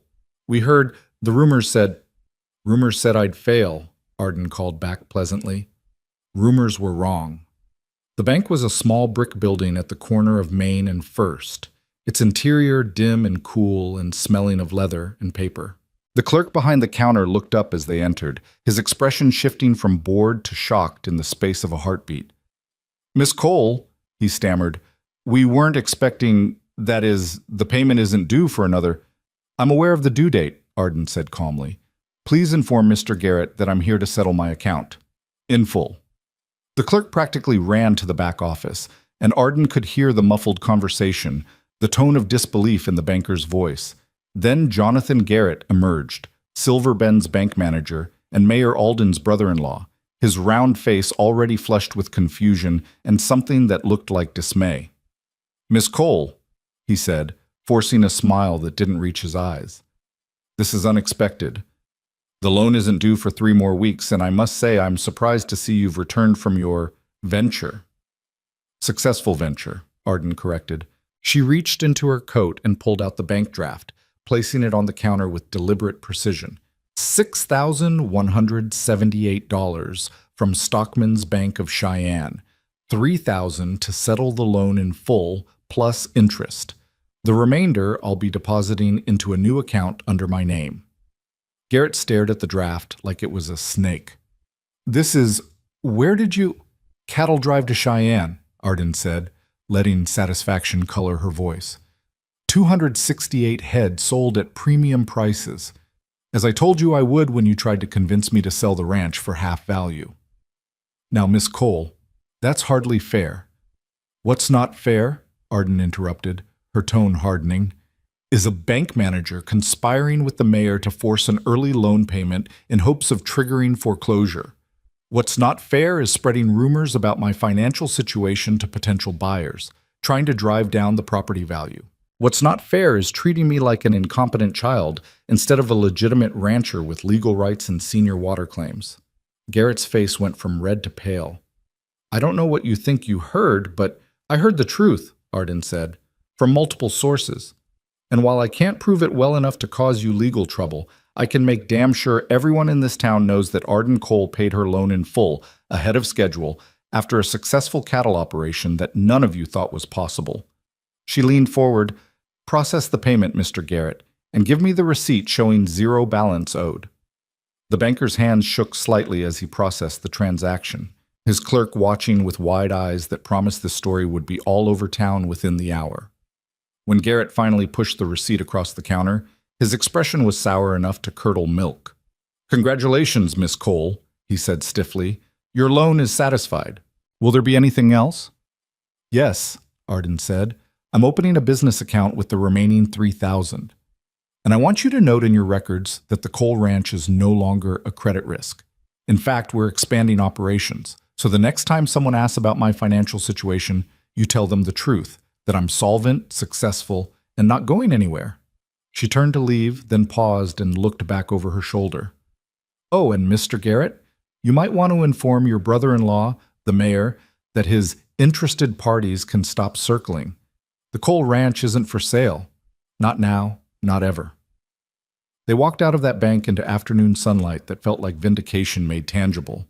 Rafa was grinning like a wolf, Tommy was barely containing his excitement, and Calder's pride was evident in every line of his body.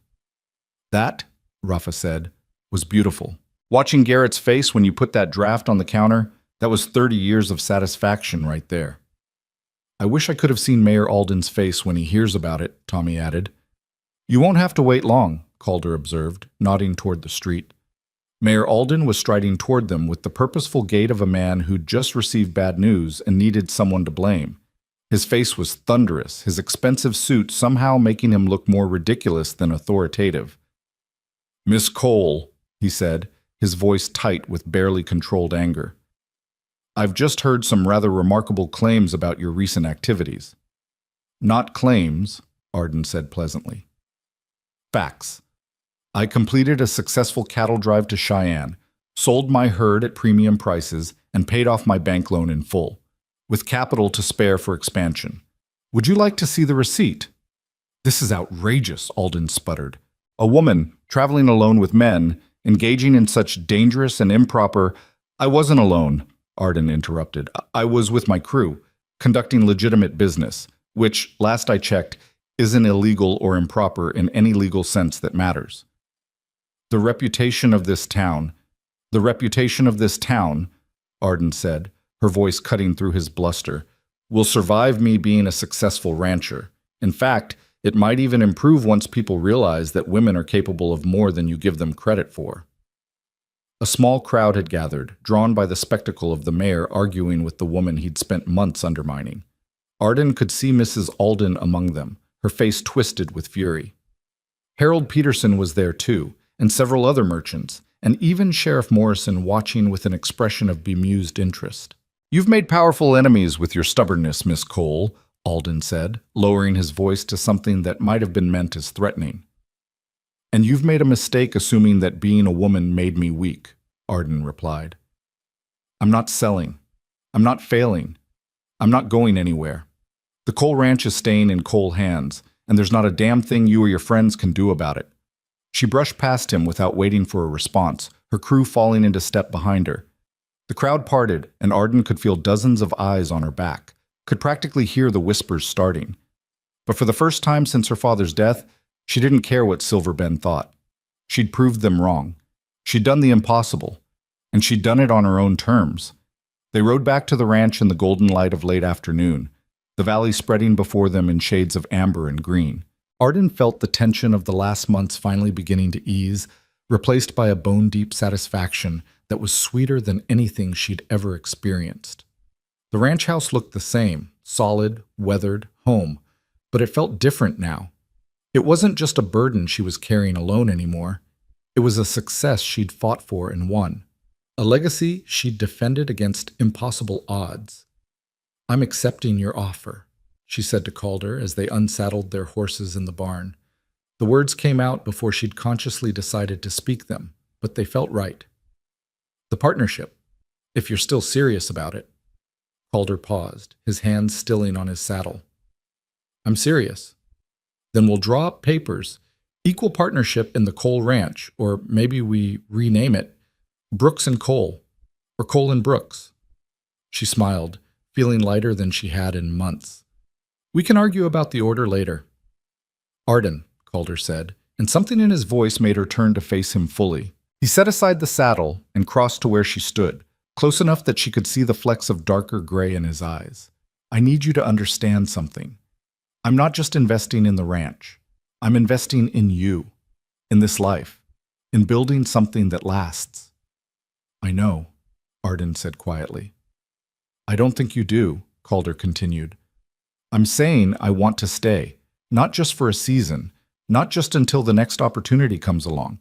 I'm saying I want this to be home, with you. The words hung between them, heavy with implication and promise. Arden's heart was racing, her hands trembling slightly with the enormity of what he was offering. This was more than partnership. This was commitment. This was choosing each other in a way that went beyond business arrangements and practical considerations. I'm not easy to live with, Arden said, needing him to understand. I'm stubborn and independent, and I don't always listen to advice. I've spent my whole life fighting to prove I'm capable, and I'm not going to stop just because— I don't want you to stop, Calder interrupted. I don't want you to be anything other than exactly who you are. That's the whole point, Arden. I don't want to tame your wildness or fix your stubbornness. or make you into something more acceptable to people like Mrs. Alden. I want to stand beside you while you keep being exactly who you've always been." "Why?" Arden asked, her voice breaking slightly. "Why would you want that?" "Because 15 years ago, I lost someone I loved to fever. We were going to get married, build a life together, and when she died, I decided it was safer to never care that much again. Safer to keep moving, keep my distance, never invest in anything that could be taken away." He reached out and took her hands in his, rough calluses catching against her own work-worn skin. "But then I met you, and you were so busy fighting for what you loved that you didn't have time to be careful or safe. And I realized that living carefully isn't the same as living well. That the risk of losing something matters less than the chance of having it in the first place." Arden felt tears burning hot behind her eyes. "I'm scared," she admitted, "of failing, of losing the ranch, of—" She couldn't finish the sentence, but Calder seemed to understand. "Of losing me," he said gently. "I know. I'm scared too. But I'd rather be scared with you than safe and alone." The barn was quiet around them, dust motes dancing in the late afternoon light streaming through the gaps in the walls. Outside, she could hear Rafa and Tommy settling the horses, the familiar sounds of ranch life continuing as it always had. But in this moment, in this space between past and future, everything felt suspended. "Stay then," Arden said, the words coming out fierce and certain despite the tears on her cheeks. "Be my partner, in the ranch and in everything else. Help me build something that lasts." Calder's smile was brilliant, transforming his weathered face into something that made Arden's breath catch. "I was hoping you'd say that." He kissed her then, gentle at first, and then deeper. And Arden felt something in her chest finally unclench. This was what she'd been fighting for all along, though she hadn't realized it until now. Not just the ranch, not just her father's legacy, but the chance to build a life on her own terms with someone who understood that her wildness wasn't something to be fixed. It was something to be celebrated. They drew up the partnership papers the next day with a lawyer from the county seat who didn't blink at a woman and a man entering equal business arrangements. Calder invested his savings, which turned out to be more substantial than Arden had expected. Nearly $2,000 accumulated over 15 years of careful work. Combined with her remaining capital, they had enough to buy the Henderson homestead to the east, which had failed the previous spring, adding another 160 acres to the Cole Ranch holdings. The town watched their partnership with varying degrees of scandal and grudging respect. Mrs. Alden made sure everyone knew it was improper for an unmarried woman to be in business with an unmarried man, but her poison lost its sting when the ranch began to visibly thrive. They hired 2 more hands, rebuilt the south fence line properly instead of just patching it, and brought in breeding stock that improved the quality of the entire herd. By December, when the first serious snow hit, the Cole Ranch was positioned better than it had been in years. The barn was full of hay, the cattle were healthy and well fed, the equipment was repaired and stored properly for winter, and Arden went to sleep each night in her father's house knowing that she'd done it. She'd saved the legacy he'd built, proved every doubter wrong, and created something even stronger than what she'd inherited. But more than that, she wasn't alone anymore. Calder moved into the main house after Thanksgiving, and though the town gossiped, Arden found she didn't care. They worked together during the day, planned strategies for the ranch over evening meals, and sat on the porch at night watching stars wheel overhead while discussing dreams that now included both of them. "We should expand into horse breeding," Calder said one night in mid-December, wrapped in a blanket against the cold. "Good market for quality stock, and we've got the grazing land for it now." "Horses are more work than cattle," Arden pointed out, but she was already considering the logistics. "But yes, we could start small, maybe 5 or 6 broodmares, see how it goes. And next fall we do another Cheyenne drive, build up capital, establish a reputation as a reliable supplier. And eventually we won't need Cheyenne. We'll be successful enough that buyers come to us." Arden smiled, letting herself imagine a future that stretched years ahead, instead of just to the next loan payment. "My father would have loved this, all of it. The expansion, the success, the—" She paused. You think so?" "I know so. He always said the mark of a good rancher wasn't how much land you had, but whether you had the guts to fight for it when times got hard. You've got those guts, Calder. You proved it on the trail, in the bank, every day since you arrived. Calder pulled her closer, and Arden let herself lean into his warmth. We proved it together, he corrected. That's what partnership means, fighting together, winning together, building something neither of us could have managed alone. The winter passed in a blur of hard work and hard-won contentment. They survived 2 blizzards, lost only 3 head to cold, and even managed to help their neighbors when the Patterson Ranch got hit with pneumonia in their herd. The gesture surprised people. Arden Cole helping other ranchers instead of just defending her own interests, but it paid dividends and changed attitudes. Slowly, grudgingly, Silver Bend began to accept that the woman they'd written off was here to stay. By the time spring arrived, thawing the valley and bringing new grass to the pastures, Arden had made her decision about the other question that had been hanging between her and Calder since that day in the barn. She found him working on the new corral they were building for the horse breeding operation, his shirt already damp with sweat despite the cool morning. He looked up as she approached, and something in her expression made him set down his tools. "You look serious," he said. "Good, serious, or bad serious?" "Good, serious," Arden said. I hope." She took a breath, steadying herself. "Marry me." Calder blinked. "What?" "Marry me," Arden repeated more firmly this time. "I know it's not how it's supposed to go. The man's supposed to ask, the woman's supposed to wait, but I'm tired of doing things the way they're supposed to be done. I want to marry you, Calder. I want to build this life together officially, legally, permanently. He kissed her, cutting off her words, and when he pulled back, he was laughing and shaking his head. "I was going to ask you," he said. "I've been carrying a ring around for 3 weeks trying to find the right moment." "You have a ring?" Calder dug into his pocket and produced a simple gold band, worn but solid, that caught the morning light. "It was my grandmother's. Only valuable thing I own. I've been waiting for the perfect moment, but I should have known you'd beat me to it." Arden took the ring, turning it in her fingers, feeling the weight of history and promise it carried. "Is that a yes, then?" "That's a yes," Calder confirmed. "To all of it. Marriage, partnership, building this life together. Everything." They married in late April, in the small church in Silver Bend with Rafa and Tommy as witnesses, and half the town in attendance out of curiosity if not goodwill. Arden wore her mother's dress, altered to fit, and Calder wore his best suit, which he'd had to buy special for the occasion. The ceremony was simple, traditional in all the ways that mattered, and revolutionary in the context of who they were and what they represented. When the preacher pronounced them husband and wife, Arden Cole, now Arden Brooks, though she'd keep using Cole for ranch business, felt something settle in her chest that she'd been missing since her father died. Not the absence of grief, but the presence of something new. Partnership. Family. Home. The reception was held at the ranch, and to Arden's surprise, even some of their former critics showed up. Mayor Alden stayed away, but several merchants came, and even a few of the other ranchers who'd been skeptical about a woman running cattle operations. They ate barbecue and drank whiskey and toasted the new couple with varying degrees of sincerity. Harold Peterson pulled Arden aside at one point, his weathered face earnest. "I owe you an apology, Miss Cole, Mrs. Brooks. I doubted you. Most of us did.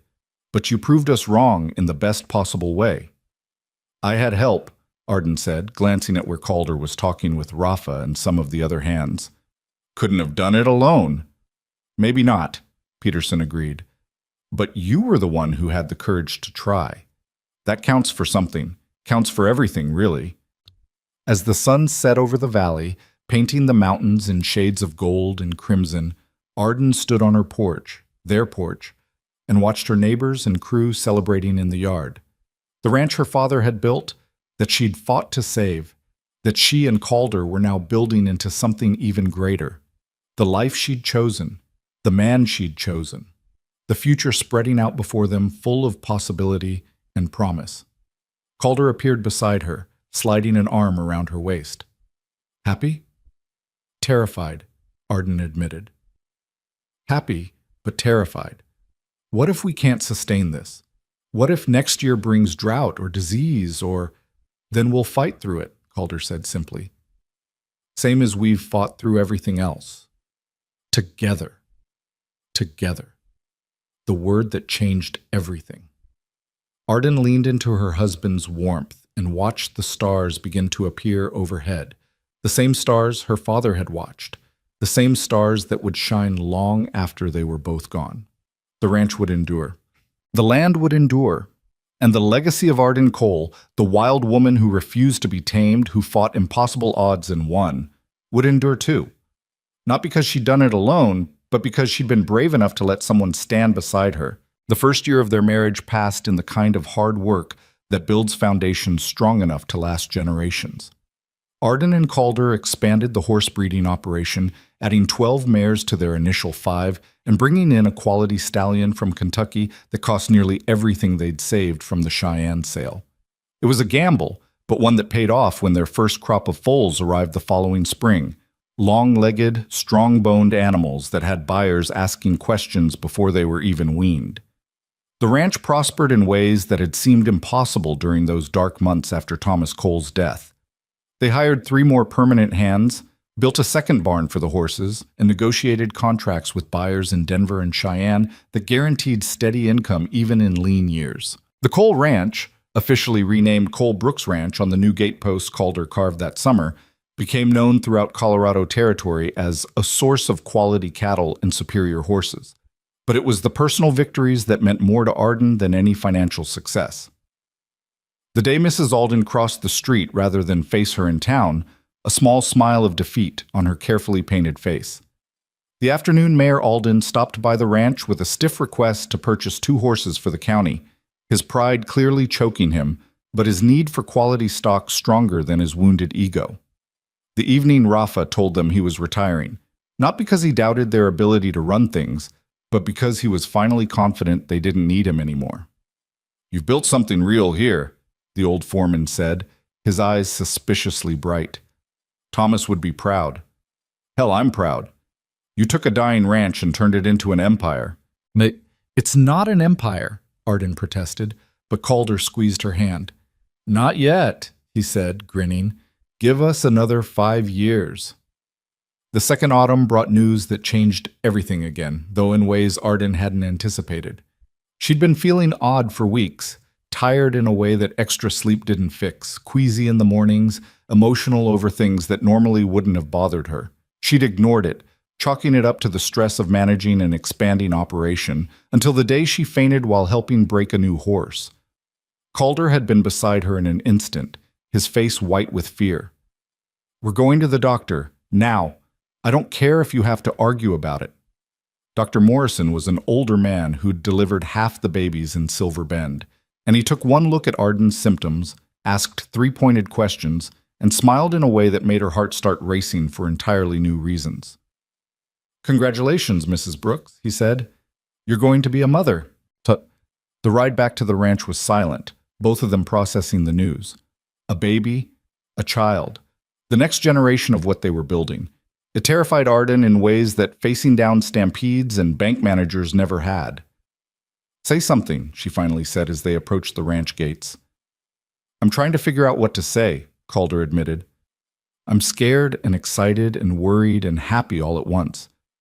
Is that normal?" "I think so," Arden said.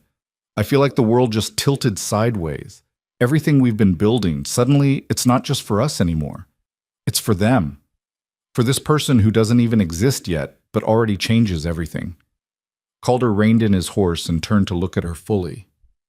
"Are you happy about it?" "Yes," Arden said, and realized it was true despite the fear. "Yes, I'm happy. Terrified, but happy. You?" "Same," Calder said, and his smile was tremulous but genuine. "We can do this, right? Run a ranch and raise a child? People do it all the time." "People do it all the time," Arden agreed, "though most of them probably don't have a ranch this size to manage while they're doing it. Then we'll hire more help. We'll figure it out. Same way we figured out everything else, together." The pregnancy was difficult in ways Arden hadn't expected.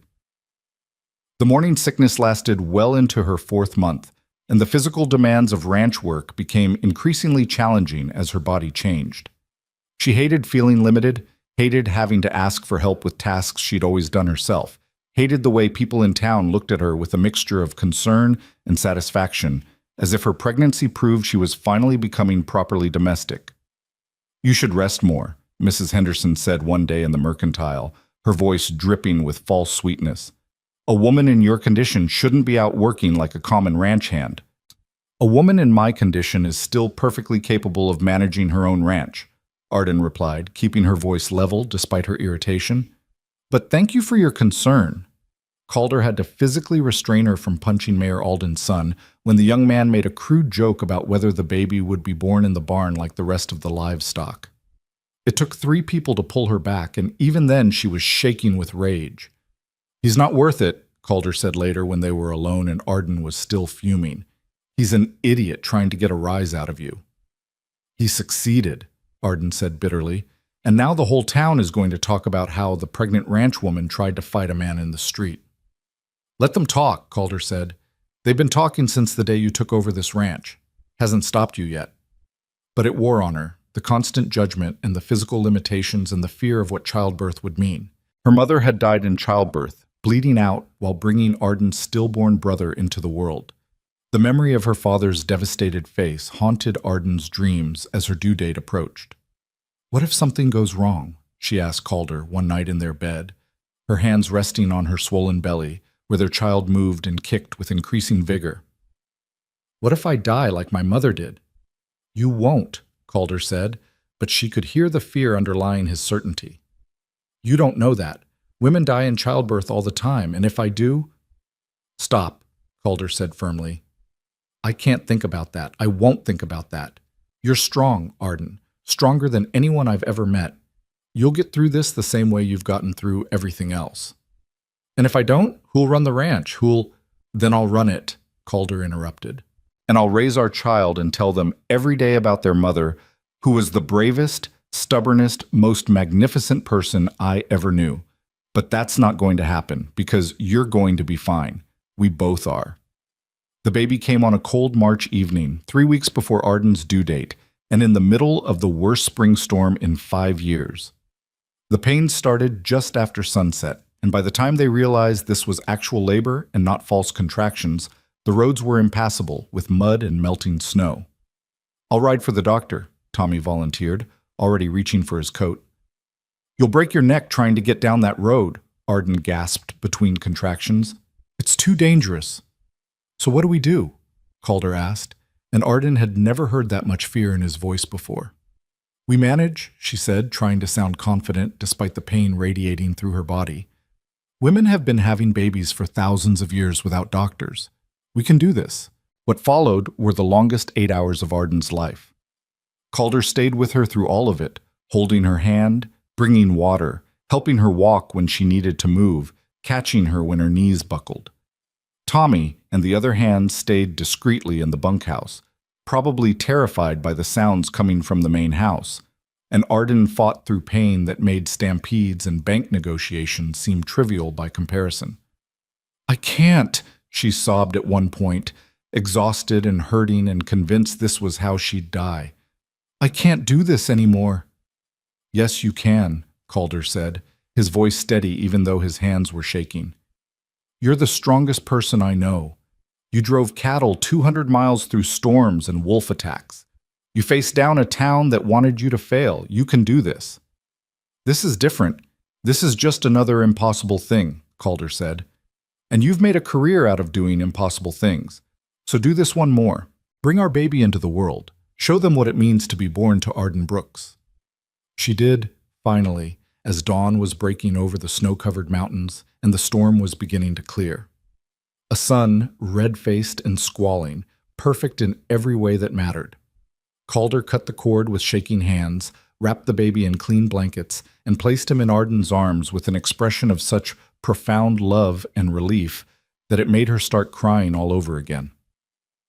"You did it," he whispered, kissing her forehead, her cheeks, her lips. "You did it." "We did it," Arden corrected, looking down at the tiny face of her son, at the dark hair and the slate blue eyes that would probably turn gray like his father's. "What should we name him?" They'd discussed names throughout the pregnancy, but never settled on anything definite. Now, holding this small person who represented everything they'd built and fought for, Arden knew exactly what his name should be. Thomas, she said. Thomas Calder Brooks, after both his grandfathers. Calder's eyes filled with tears. Your father would have loved that. Would have loved him. He'll know this ranch the way I did, Arden said, already planning ahead despite her exhaustion. He'll learn every inch of this land, understand what it means to fight for something worth keeping, and he'll never doubt that he was born from love and courage and two people who refused to let impossible odds stop them. Dr. Morrison arrived 2 hours later once the roads were passable enough for travel. He examined both Arden and the baby, declared them both remarkably healthy considering the circumstances, and shook his head in amused exasperation. Only you, Mrs. Brooks, would deliver a baby in the middle of a storm without medical help and somehow make it look easy. It wasn't easy, Arden said, exhausted but grinning, but we managed. Of course you did, Morrison said. You always do. The news of Thomas Brooks' birth spread through Silver Bend with predictable speed, and the reactions were mixed. Some people were genuinely happy, bringing gifts and offering congratulations. Others seemed disappointed that Arden had survived childbirth, their hopes of the troublesome woman ranch owner dying in labor going unfulfilled. Arden ignored both reactions with equal grace, too consumed with learning how to be a mother to care what the town thought. The first months were brutal in new ways. The baby needed constant attention, and running a ranch didn't pause for infant care. Arden found herself nursing Thomas in the barn while supervising horse training, conducting business meetings with the baby strapped to her chest in a sling Calder fashioned from old fabric, and learning to function on 3 hours of sleep broken into impossible fragments. This is harder than the Cheyenne drive, she told Calder one night as they took turns walking a colicky baby around the bedroom. At least on the drive I could sleep for a few hours straight. But you didn't have to worry about the baby spitting up on important contracts, Calder pointed out, taking Thomas from her so she could rest. Trade-offs. Despite the exhaustion, Arden found herself happier than she'd imagined possible. Watching Calder with their son, the gentle way he handled the tiny body, the soft voice he used when singing old trail songs as lullabies, the fierce protectiveness that flared whenever anyone suggested Arden was working too hard, made her fall in love with him all over again. And watching Thomas grow, seeing him develop his own personality, imagining him running through these same fields she'd run through as a child, made every struggle worthwhile. The ranch continued to expand. By Thomas's first birthday, they'd doubled their horse breeding operation and were shipping cattle as far as Chicago. They bought another adjacent property, bringing their total holdings to over 1,000 acres. They hired a manager for the day-to-day operations, freeing Arden and Calder to focus on strategic planning and spending time with their son. Mayor Alden died of a heart attack when Thomas was 2, and his replacement was a younger man with more progressive views who actually sought Arden's input on county business. Mrs. Alden moved to Denver to live with her daughter, taking her poisoned tongue and social climbing with her. The town slowly transformed from a place that had tried to destroy Arden into a community that grudgingly, then genuinely, respected what she'd built. On Thomas's 3rd birthday, they held a party at the ranch that drew nearly 100 people. Ranchers, merchants, neighbors, friends. People who'd witnessed Arden's journey from grieving daughter to successful ranch owner to wife and mother. As she watched her son playing with other children in the yard, surrounded by people who'd become family, Arden felt something she hadn't felt since before her father died. Peace. Calder found her standing on the porch, watching the celebration with distant eyes. What are you thinking about? Everything, Arden admitted. That day in the Mercantile when you first arrived. The drive to Cheyenne. The day we almost lost everything. How impossible it all seemed. She turned to look at him. Do you remember what you said to Mrs. Alden when she was mocking me for trying to run the ranch? I said you'd match me just fine, Calder recalled, smiling at the memory. Did you know then? Arden asked. Did you know we'd end up here? No, Calder said honestly. I knew you were worth fighting for. I knew I was tired of running, but I didn't know we'd build all this. He gestured at the ranch, the people, their son laughing as he chased a puppy around the yard. I hoped, maybe, but I didn't know. I was so angry that day, Arden said. So scared and alone and desperate. I thought I had to do everything myself or I'd prove them all right about me being unfit. And then you realized you didn't have to do it alone, Calder said, that accepting help wasn't weakness. You taught me that, Arden said softly. You and this place, and that impossible drive, and everything that came after. That strength isn't about fighting alone. It's about knowing when to stand with someone who sees you clearly and chooses you anyway. Thomas came running up then, his face sticky with cake and his new puppy at his heels. Mama, Papa, come play. They followed him back to the party, to the life they'd built from ashes and determination and love. As the sun set over the valley, painting everything gold, Arden thought about her father and the legacy he'd left her. Not just land and cattle and buildings, but the knowledge that some things were worth fighting for, no matter the cost. Years passed. Thomas grew tall and strong, learning to ride before he could read, absorbing ranch wisdom the way desert sand absorbs water. When he was 8, they gave him his first calf to raise, teaching him responsibility and the value of hard work. When he was 10, he helped with his first cattle drive, earning the respect of the hands with his fearlessness and skill. By the time Thomas was 12, the Cole Brooks Ranch was one of the most successful operations in Colorado. They ran 1,500 head of cattle, bred horses that sold for premium prices across 3 states, and employed 20 permanent hands plus seasonal workers during busy times. The original ranch house had been expanded twice, and they'd built a separate foreman's house and a bunkhouse that could sleep 30 men. But more than the physical expansion, it was the change in perception that mattered most to Arden. Young women from across the territory wrote her letters, asking for advice on managing their own ranches, on standing up to men who doubted them, on being taken seriously in a world that preferred they be silent and decorative. Arden answered every letter, offering hard-won wisdom and encouragement, paying forward the belief that Calder had shown her that first day. One spring evening, when Thomas was 15 and already as tall as his father, they sat on the porch watching the sunset, a family tradition that had survived every challenge and change. Thomas was talking about his plans for the future, about innovations in cattle breeding he'd read about wanting to go to agricultural college in Denver when he was older. "You'll run this place someday," Arden told him, the words carrying weight and promise. "And you'll make it even better than we did." "I want to," Thomas said seriously, "but I also want to do it my way. Try new things, maybe expand into sheep, or do whatever makes sense for the time you're living in," Calder interrupted. "That's what running a ranch means, adapting, fighting for what matters, refusing to let other people's limitations become your own." "Is that what you did, Ma?" Thomas asked. "When Grandpa died and everyone said you'd fail?"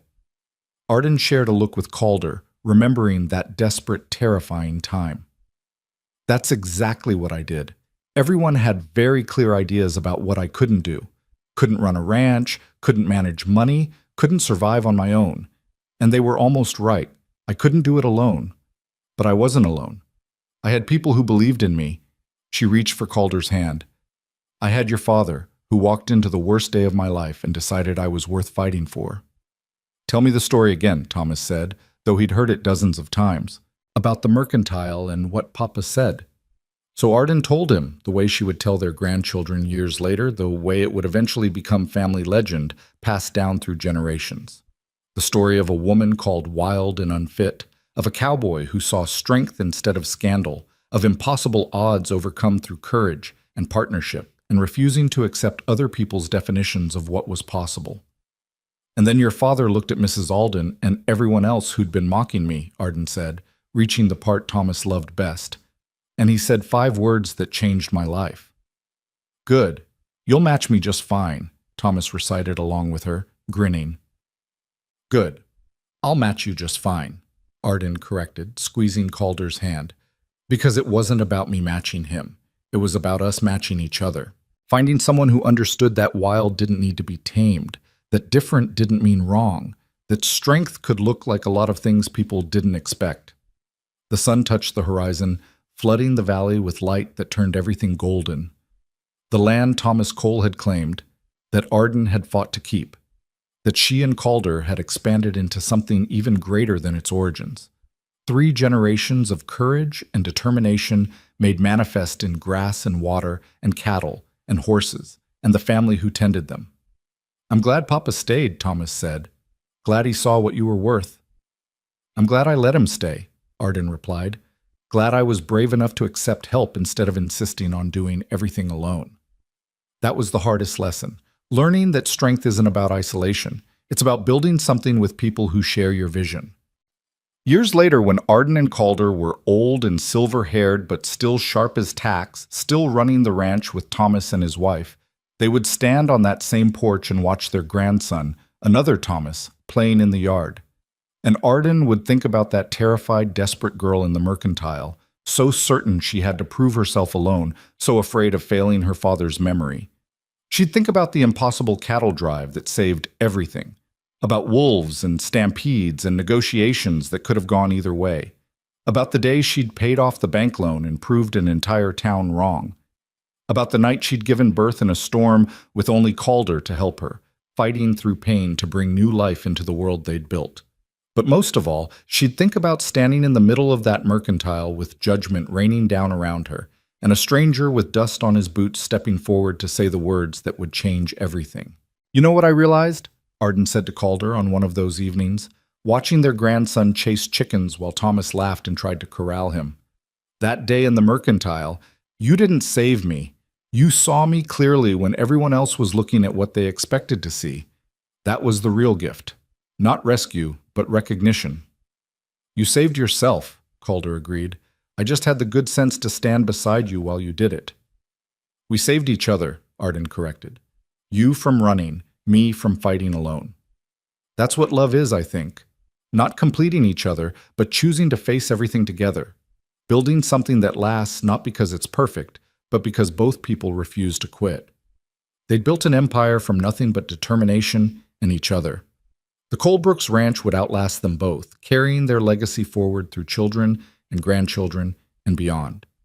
But the real legacy wasn't the land or the cattle or the success. It was the proof that impossible things became possible when you found someone brave enough to stand beside you. When you refused to let other people's limitations define your future. When you looked at what everyone said couldn't be done and said, "Watch me do it anyway." The wild girl of Silver Bend had become a legend. The mysterious cowboy drifter had found his home. And together they'd created something that proved what Calder had known from the very beginning, from that first moment in a dusty mercantile, when he'd seen past the judgment to the courage underneath. They matched each other just fine. And in matching, they'd built something extraordinary. The sun set over the Colbrooks Ranch, as it had set 10,000 times before, and would set 10,000 times more. The land endured. The legacy endured. The story of courage and partnership and refusing to be anything other than exactly who you were meant to be. That story endured most of all. It would be told around campfires and dinner tables, in boardrooms and bunkhouses, wherever people gathered to talk about what was possible when you stopped letting fear make your decisions.